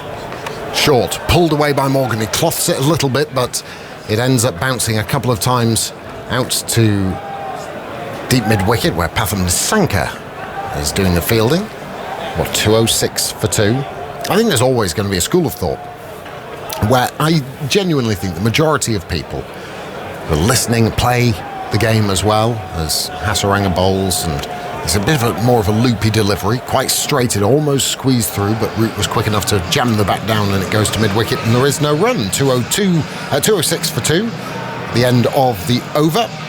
15 overs remain here, and England need 36 to win this second Royal London one-day international. Yeah, I think the majority of people will say, well, look, the rule is if it pitches outside of leg, it's going to be not out, and that was gone back to the 30s in the Bodyline series where you aim for the pads. And I think, if I'm being brutally honest, that's right. The bowler in me speaks and says, well, if it's hitting the stumps, it matters not where it pitches. But I think the rule is as it is, and is kept and should be kept the way it is. Look, for me, but it's an interesting question on the reverse. If you are reversing your position and making leg stump off stump, yes, I think it's an interesting question. I just feel we've pretty much summed that up, haven't we? As long as the bat dominates the ball, we're having a good game. I think the reverse. 206 for 2. Seetha's back on, and his medium pace skiddy deliveries from the pavilion end. His first ball is defended by Morgan. Root's half century came from 63 balls with just 3 fours. It's his 51st 50-plus score in ODI cricket, 16 of which he's converted into centuries. And he also, before this half century on Tuesday, had gone 10 innings without a half century since the World Cup. Thank you, Andy. Morgan waits for Seetha, and he drives it just past the outstretched hands of Seetha on his follow-through. That wasn't far away from a caught and bowled. Caught it high on the bat, did Morgan. It finds its way to Chamira at mid-on, but not far away. A little grimace from a Seetha. Yeah, it's just one of those little pushes, wasn't it? He was looking to just punch it back up the ground and ended up getting the timing a little bit off. A near chance. Seetha Fernando towards as he comes, scuttling in, bowls on back of the length, and Morgan defends. Always defends and then crouches a little bit. As though the ball was just coming back into him, squeezed out into the offside. It's a little anticlimactic at the moment. There's no great suspense about the game. They're also not, how would I describe it? I think England are just kind of getting the job done, but they're not necessarily taking any risks or trying to make any statements. So this last phase, they've just played effectively rather than... Fernando bowls and Morgan defends. If we'd have had Bairstow Roy at the crease, they would have wanted to bully this to the end. So, yeah, it's not got the... Oh, England won't care. The buzz, yeah. Just get the job done. Absolutely, and that's what they are doing. Very comfortable. Remember, there's one more one-day international against Sri Lanka, and that is at Bristol. That's on Sunday, game you'll hear on Test Match Special. And then we've got the one-day international series against Pakistan. 3 of those, and then 3 T20s against the same opposition as Seetha Fernando bowls, and Morgan works this out to Chamira at mid-on. There is no run. So Cardiff first, then Lords and Bristol for the Pakistan one-day internationals.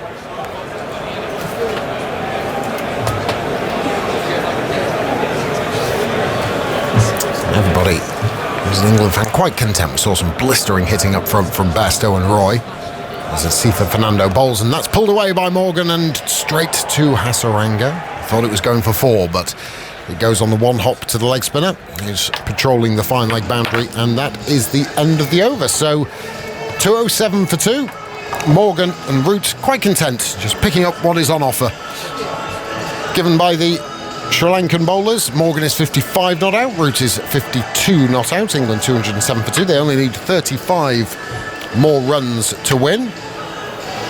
I think we're going to see return of Dushmantha Chamira. And on that note, James Anderson is coming in for Ebony Rain from Brent, and Simon Mann will come in for me.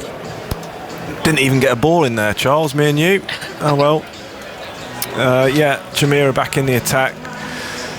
It feels a bit late now, but it's a last throw of the dice for the Sri Lankans. Can he get a wicket? Shabira runs away from us now and he bowls, and Morgan is beaten outside the off stump. Might have been a slow ball as it didn't carry through to Pereira, who fumbles the ball. No run is scored. It's 207 for 2. Now the race is on. Can Simon Mann commentate the second ball of the over? Once again, it's a tricky changeover. It's like watching a struggling relay team here. Arguments over the baton. I'm going no, Andy. You're doing another ball. Incidentally, the 100 partnership came up just recently. It's now standing at 103. 13th century stand between these two. Simon's plugged in. He's switched on. There he is. There we go. Chimera into bowl to Morgan. Morgan plays that away into the offside, and there's no run. I've got a dodgy connection on the end of my thingamajig. Okay, Doctor. I set that one up nicely for you. Yes, I said the 13th century partnership that ties Bairstow and Roy, most century partnerships for England in ODI cricket, and it puts them in joint 10th on the all-time list. Ganguly and Tendulkar had 26. They lead the way. Well, England are doing this at a canter. We're in the 37th over. Here is Chimera bowling to Morgan. Morgan plays defensively into the offside, and there's no run. The light's beginning to take over now. There's still lots of natural light around, but we might be off for bad light without them, say, in a first-class match. But it's a pleasant evening. It's been a pleasant day.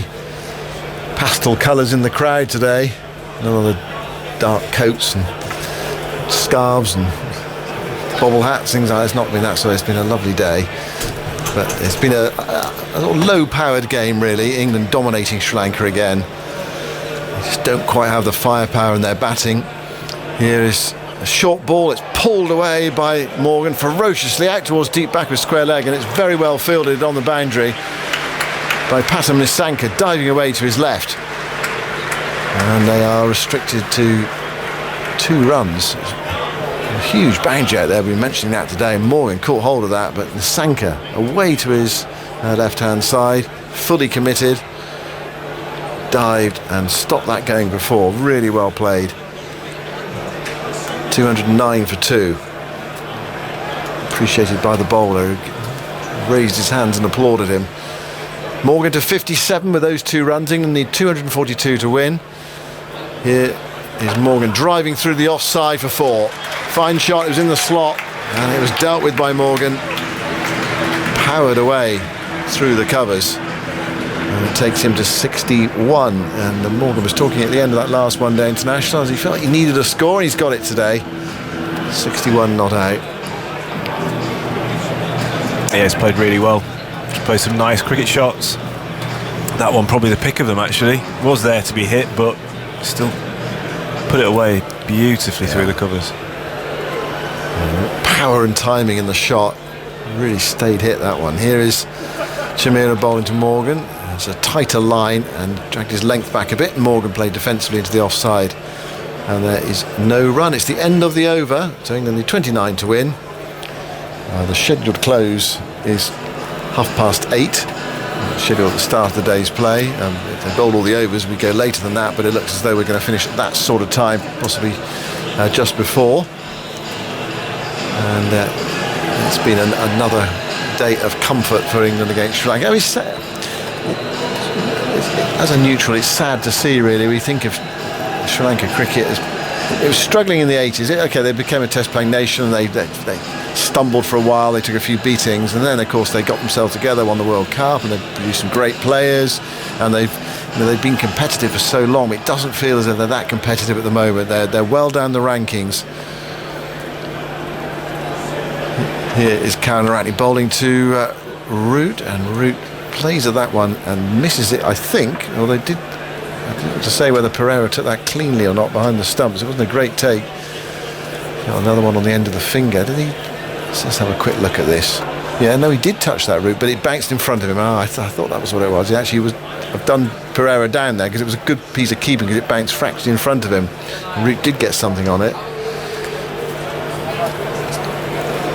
Sita Fernando at that far end turns in his 9th over, no wicket for 48, prepares to go into bowl to Root, and Root flicks that away down towards deep back with square leg, sets off for the single, and England need a further 28 to win. 2:14 for 2. Route 53, and Morgan on 61. Yeah, so it's sad to see where they are. For the love of cricket and the importance of having strong, lots of strong teams, or as many strong teams as possible. Yeah, but you look at this team and how many players are missing. We talked about when Sri Lanka last beat England in a one-day international. Yeah, here's Fernando bowling to Morgan, who drives, doesn't time it, goes up to mid-off and there's no run. It does seem like there's a lot of players missing that have got the quality to get Sri Lanka to a level that you'd expect them to be at. At the minute, it's just, obviously three players have been sent home for ill discipline on this trip. And you've got the top 4 you mentioned, Andy, in the game in the World Cup and the one before that, where they beat England. Very different to what we're seeing now. See the Fernando bowls to Morgan. Morgan plays firmly up towards mid-on, and there's no run. I don't think I read this incorrectly. I did see somewhere yesterday the 3 players sent home have been banned for a year. Is that right, from the Sri Lankan team? That's what I read. I read that yesterday. Just check this actually, because I wouldn't want to give false information, but that's what I read. Which that's a significant punishment if it's the case. Is it likely to face 1-year bans? Isn't that what you're reading, Andy, there? Yes, that's according to the Hindustan Times website. Morgan tries to run that down towards third, gets a bit too close to him, hits it hard into the surface, and it bounces to Pereira, the wicket-keeper and captain, and there is no run. So a year ban. I mean, whether there's a bit more to what happened in Durham has been released, and then it's possible that is the case. I mean, the official version is that they went for a coffee and left the team hotel. Who knows, there might be a bit more to it. It does seem a harsh punishment for going to find a coffee. Sita Fernando bowls to Morgan, chopped away down towards third, wide third, and Binura Fernando is there, flicks in a lovely return, a lovely easy flick of the wrist, propelling the ball towards the wicketkeeper. It's possible it was a pumpkin spice latte, in which case a 1-year ban is fully justified. 2:15 for 2.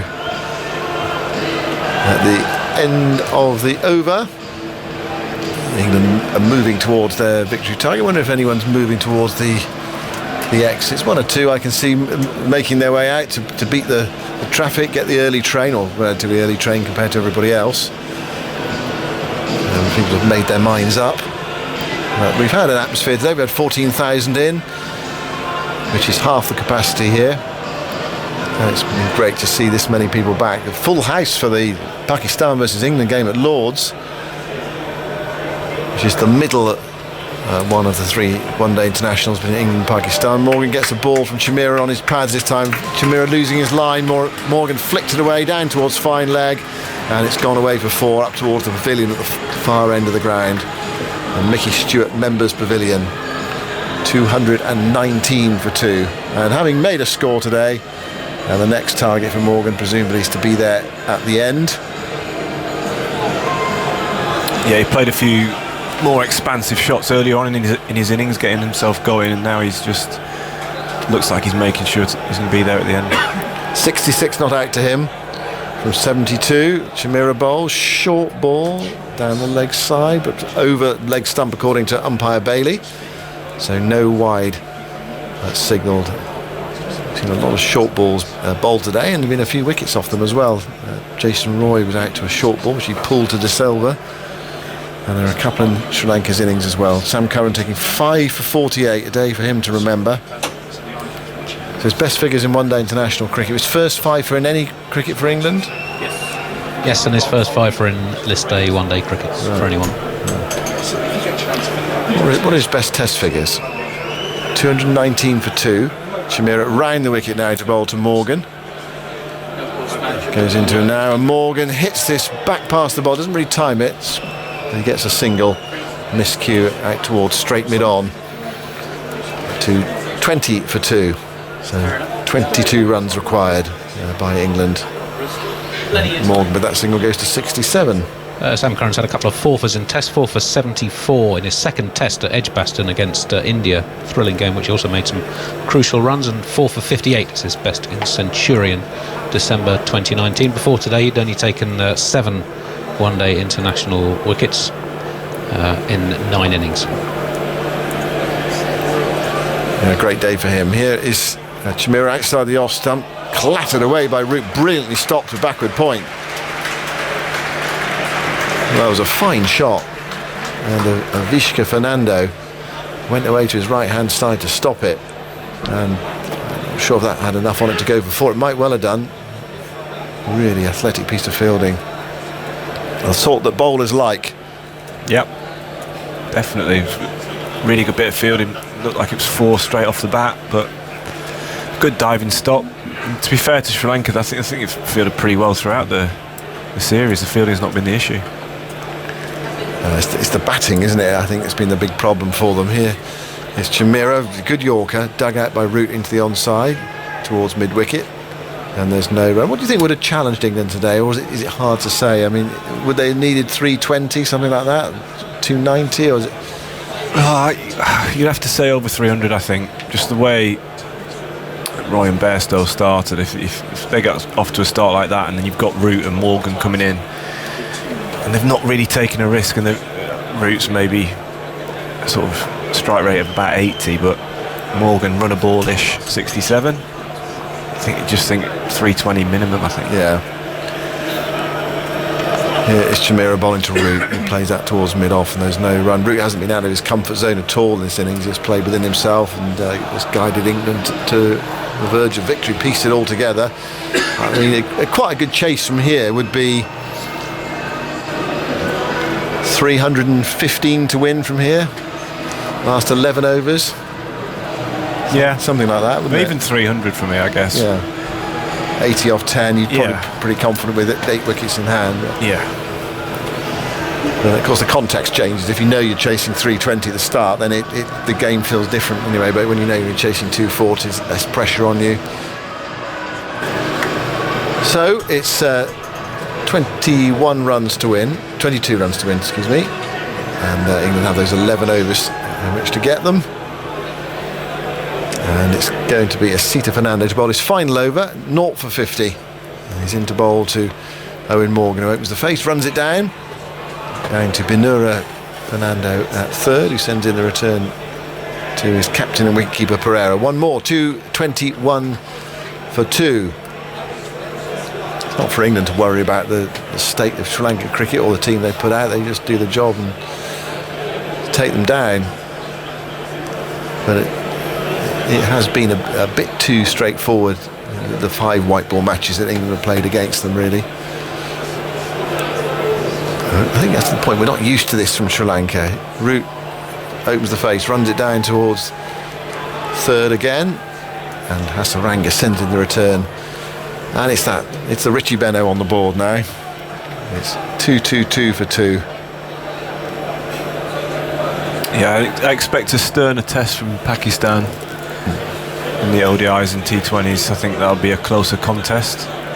This just seems it's a bit of a mismatch at the minute, and I do feel for Sri Lanka, but they are missing a huge amount of players.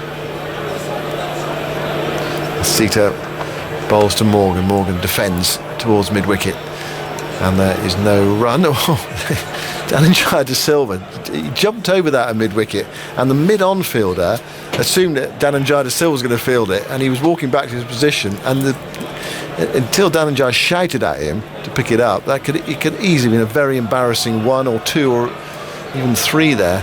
Well, probably 1 or 2 or 4 actually on that short boundary on that side. Anyway, Dananjaya De Silva made contact soon enough, or just in time.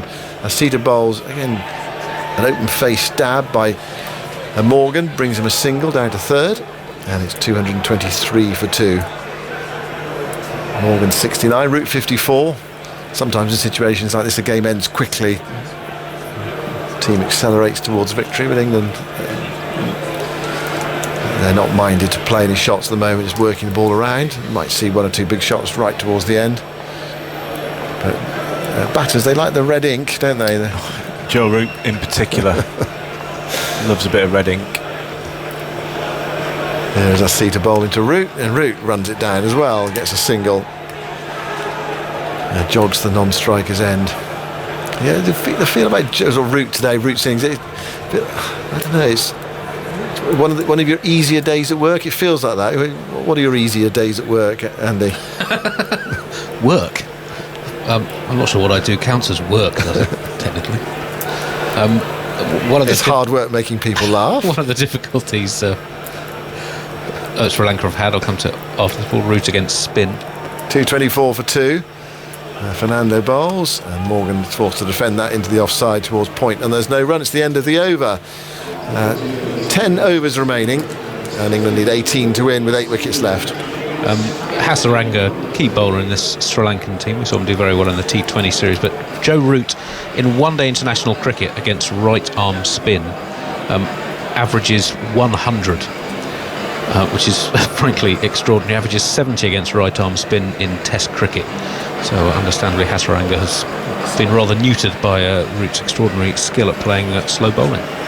Sounds pretty good to me, that. Yeah, it's exceptional. I wouldn't have expected it to be that good, though. It's just incredible. It's going to be Benura Fernando to bowl, the left armour from the Vauxhall end of the ground. Still plenty staying, as you pay your money, you want to see it at home, but a few have left the Oval. And one more match in this series to come at Bristol. Then Jimmy was saying the Pakistan series to come. You feel that, Pakistan, they're always an exciting team to watch. With their battery of quick bowlers. And here is Benura Fernando moving in to bowl to Root, and Root turns it off his hip down towards deep back with square leg. I think it'll only be one indeed. Yep, he settled for it. 225 for 2. Game at Cardiff, and then Lords, that game that's going to be playing in front of a full house. That will feel very different. I mean, the Pakistan support as well, I'm sure they'll turn out. That'll really bring a huge atmosphere to Lords, or Carnival Day almost, with everyone allowed back, everyone back, every seat taken. Presumably that'll be sold out. Here is Benura Fernando, short guided pull by Morgan down towards fine leg, and then ticking the board over in singles at the moment towards that victory target, 16 to win. 225 for 2, and then a match in Birmingham as well, which I presume there'll be big Pakistan support for that as well. The Pakistan supporters did turn out for the white ball games in big numbers, and I can see someone being led away there. Two spectators being led away by the security and police got involved away to our left. There's too much going on, but a couple ejected at the end. Root drives towards mid-off, and there's no run. 226 for 2. Morgan on 70, Root 56. Seems it's just been singles of late.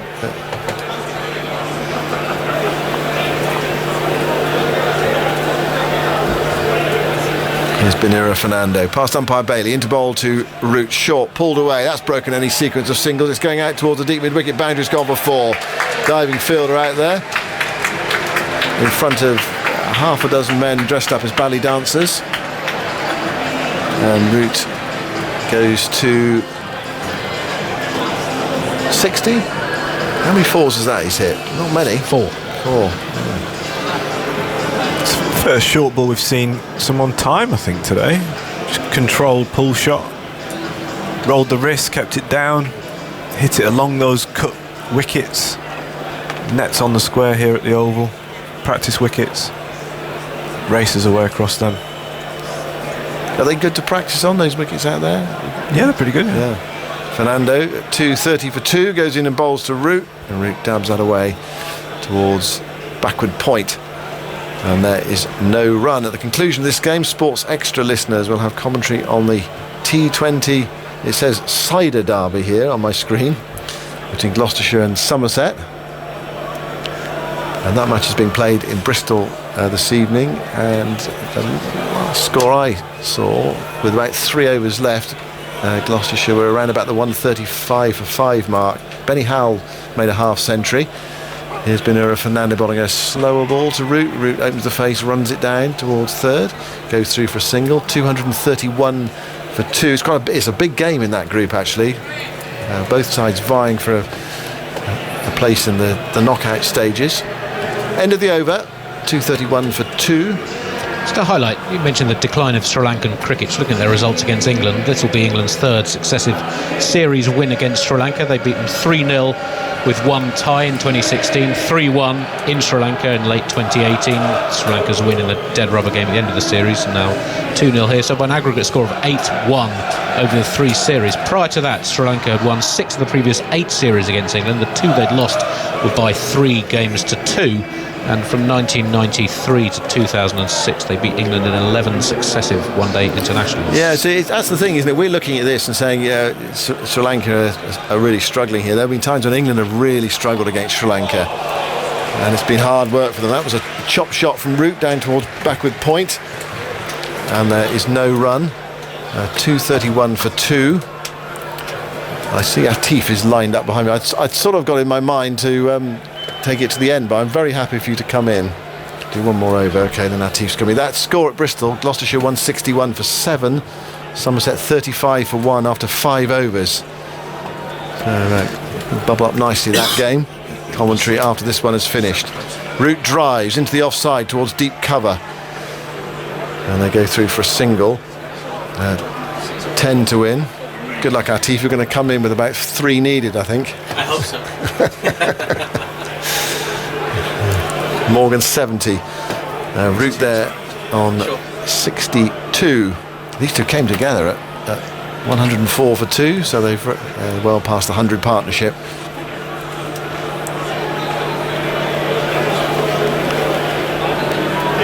Karunaratne moves in from the pavilion end, bowls to Morgan. Now Morgan tries that rundown shot. This time he misses it, and so does the keeper as well. He drops it, but they can't go through for a bye. So no run. Yeah, that Pakistan series, 3 one-days and then 3 T20s. And then the 100. You're going to be involved in that, Jimmy? Not in terms of playing, but in terms of commentating. Yeah, I will be. With a few. First, I think there's about 5 or 6 that I'm involved in before the India Test series. Karunaratne bowls to Morgan. Short ball. Morgan goes after it. It's a very high bounce to that one. And yeah, it's signalled wide by umpire Kettleborough. 9 to win. 233 for 2. What are your preparations looking like for the India series? I mean, will you have any? You wouldn't have any county cricket, will you? No, there's 2. Well, got a game on Sunday, starting on Sunday, and then the following Sunday as well against Yorkshire at Headingley, and then that's it. There's just the 100 before those tests start, so it's different sort of preparation. Very much so. Karunaratne bowls to Morgan, who drives into the onside, and they go through for a single. I saw a story today that Shubman Gill might miss that test series. He's got a leg injury. They're just trying to work out how long it's going to keep him out for. 8 to win. Gill's had an interesting start to his career. He's flickered, but he hasn't. Okay, he did. There's a couple of innings in Australia, wasn't there? But he's not done well since then. In England series, he didn't do well. He didn't do particularly well in the World Test Championship final. But he's a good young player. There's no doubt about that. Root drives, wants a single for a misfield in the offside. Done and Jada Silver. It's not there. I think he's a good player. Yeah, he got a couple of 50s, I think, against us from the first 2 games. And then tailed off towards the end of the series, but looked an extremely good player. He's one of those players that when you watch him bat at the start, he unfurls 2 or 3 tremendous shots and then gets out. You think there's so much more to come. 234 for 2. That's on the pads of Root, clipped away towards deep backward square leg, and they trot through for a single. 235 for 2. And just easing themselves to victory. A 7 to win at the end of the over. Atif's given up. I don't blame him. It's only 7 to win. Root 63 and Morgan 71. Let's have a look at. Got some Gill figures here actually. He made a 50 in the first test in Chennai, 29 and 50. Someone called Jimmy Anderson got him out in the second innings, bowled for 50. And then 0 in the next test match. 14, 11. Here's Binura Fernando bowling to Root. And Root nudges that way into the offside. 15 not out to knock off to win the game. Then a 0. Yeah, so he did get a 50 and sort of rather tailed off, but along the way there were some strokes of high pedigree, and then World Test Championship final he didn't really get going either. He did play an absolutely fantastic innings in Brisbane, the fourth innings chase that won India this series. He made 91 off 146 balls, also had a half century earlier in that series as well. Anyway, we might not see him. Binura Fernando bowls to Root, turns that into the onside towards mid-wicket. There's no run. 7 to win. We're in the 43rd over, so England have not extended themselves here. I mean, the sort of England pre-World Cup side might have tried to take this down much quicker than this, but they've just played and they've just done a professional job, really. Yeah, I don't think they could have done it any differently, really. They've just been sensible about it. Time at the crease for these two, it's been like a net, really, for Morgan and Root. Root 63 not out. Fernando bowls to him, it's full, it's driven, that's a nice shot. He's found the gap on the offside, this is 4. One of Root's best strokes is applauded by the captain, beautifully played through the extra cover region. And England are 3 runs away from victory. Yeah, nice shot that. It's exactly what Joe Root's been doing today. He's just been looking for the gaps, no really expansive shots, wait for the bad ball, try and hit either side of the fielders inside the ring, extra cover mid-wicket, and if he times it well enough it'll generally go for 4. 239 for 2. Fernando moves in, bowls to Root, clips that away, forward a square, jogs through for a single, and England need 2 runs to win. And Root is 68 not out, and he's a self-respecting batsman. He'll just be happy for Morgan to knock these 2 off, so that guarantees a bit like getting up the other end for the last over of the day. And Morgan knocked these 2 off, and you say definitely not out. This is Fernando, left arm over the wicket. Binura Fernando to Morgan, and Morgan gets in a real tangle there. He nearly plays on. The ball rolls back past his leg stump. It's a short ball. I'm not quite sure how he was trying to play that. I think trying to knock it away into the leg side, and it went up in the air and then landed behind him. Yeah, it looks like it's bounced more than he expected. He was just trying to ride it off his sort of chest round the corner to fine leg. It's hit his hand. He set off for a run but forgot about the ball, and the ball's then started rolling back towards the stumps and just misses by Morgan's leg stump. The ball landed in front of his Midland leg and then spun past the leg stump. So still 2 to win, 240 for 2. Fernando bowls, pull shot, rifled away by Morgan. This should be it. Diving save. It's gone for 4. There's Patan Nissanka out there, dived away to his left-hand side. He wouldn't have stopped 2 in any case, but what he did do is tipped it around the post, and it went into the boundary rope, and England have won the match comprehensively in a canter.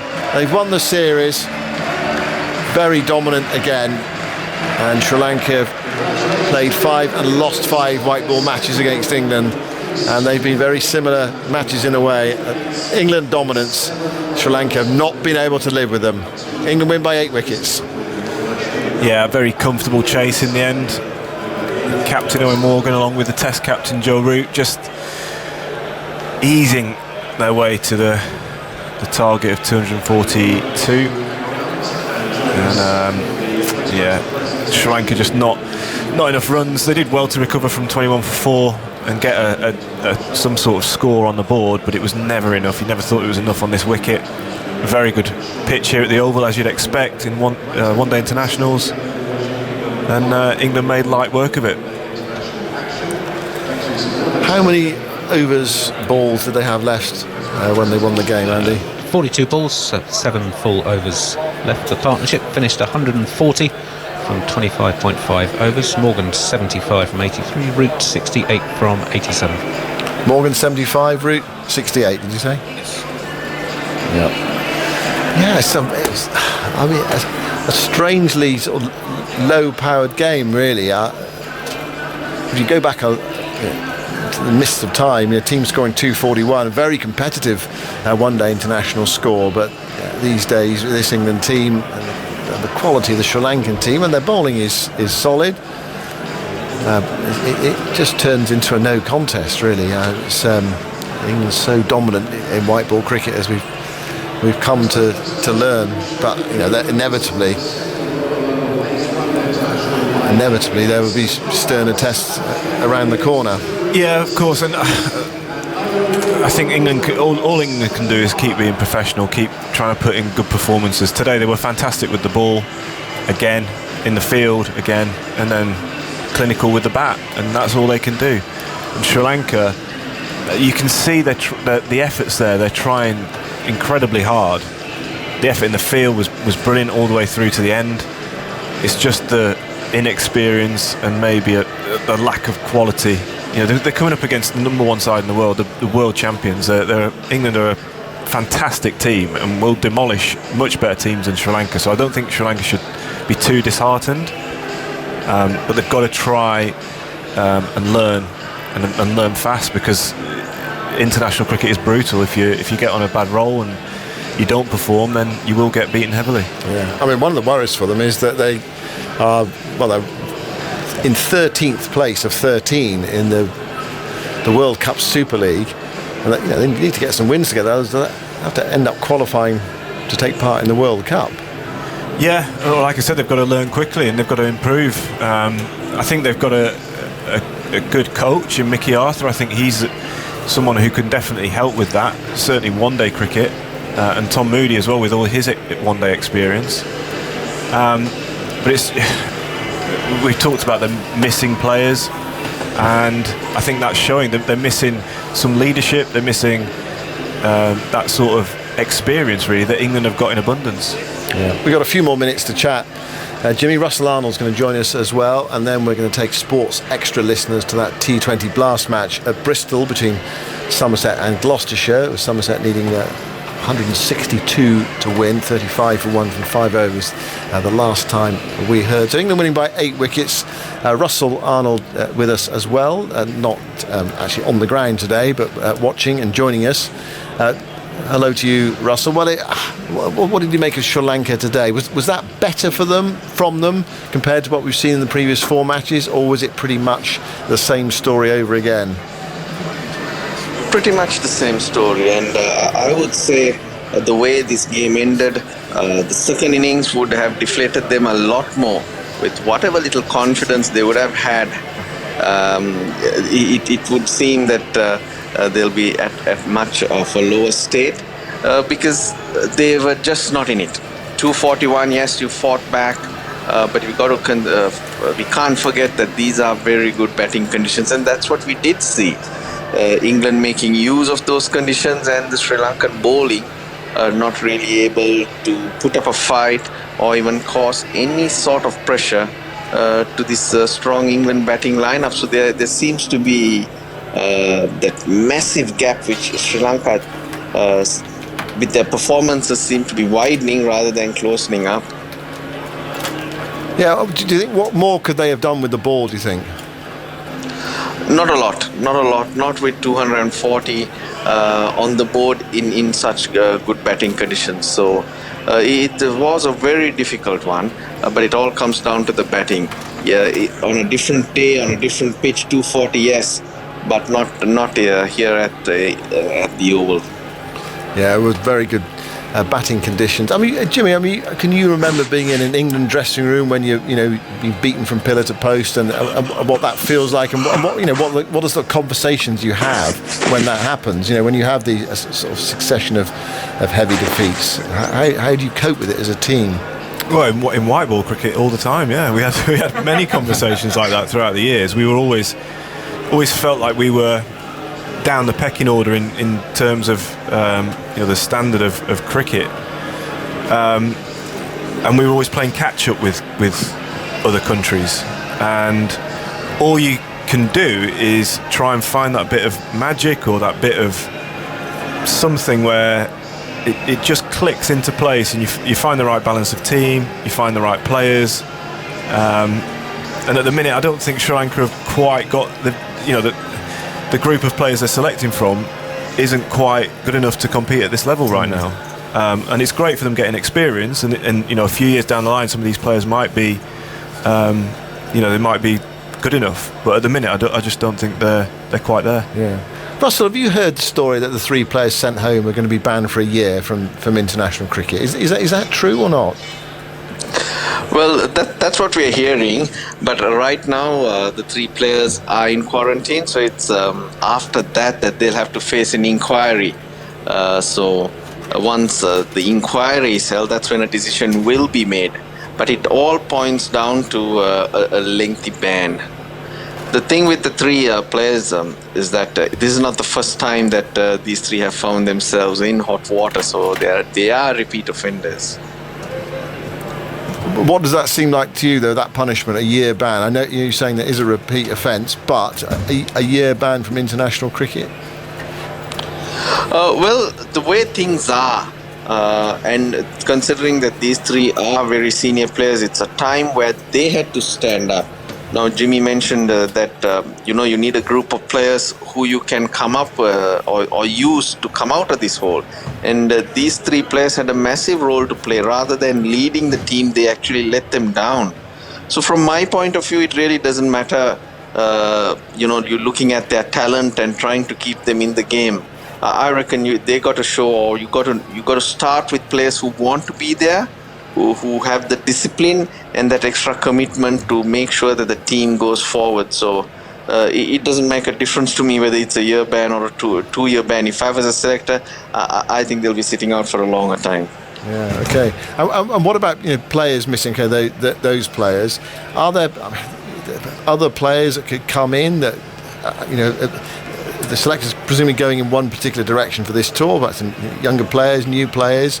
Are there other players who are sort of as good, who might, for one reason or another, have not been selected for this tour? Or is this just about it?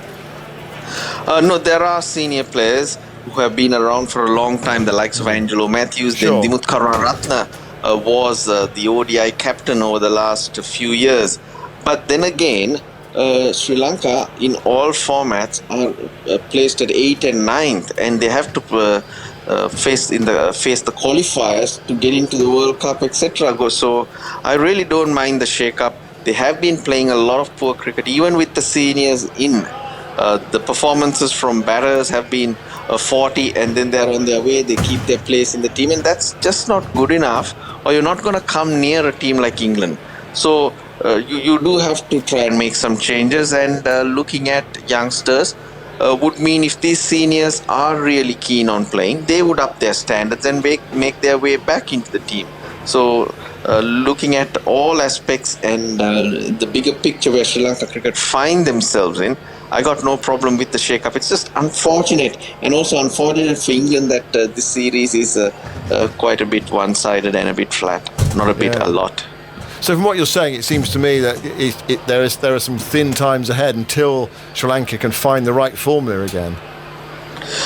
Well, the group of players, the combinations, the players you're seeing, and the way they are playing at the moment, it's hard to come up with roles or a game plan. This is the type of cricket we want to play. This is the way we are going to go. So at this stage, I think it's down to individuals to really step up, be consistent, make those scores, big scores, or come up with special performances that'll give you some confidence and some direction and a bit of hope that you can play, and hopefully they can build around those performances.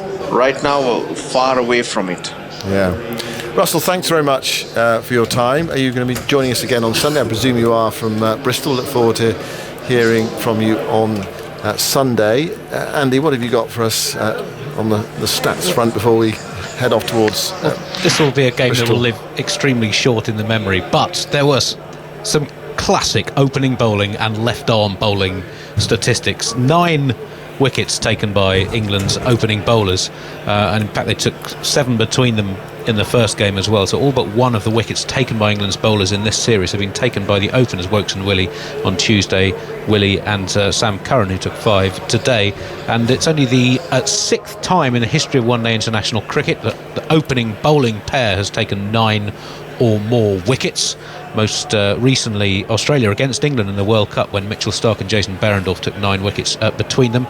It's only the 5th time in one-day international cricket that 2 left-arm seamers have combined for 9 wickets, and it's the most wickets by England left-armers in a one-day innings by a ridiculous margin. Previously the record was 5, so it might not have been a classic cricket match, but it's been a wonderful day for fans of left-arm bowling statistics. And as a bowler, Jimmy, I mean, your job is to take wickets, so what will Sam Curran be feeling this evening?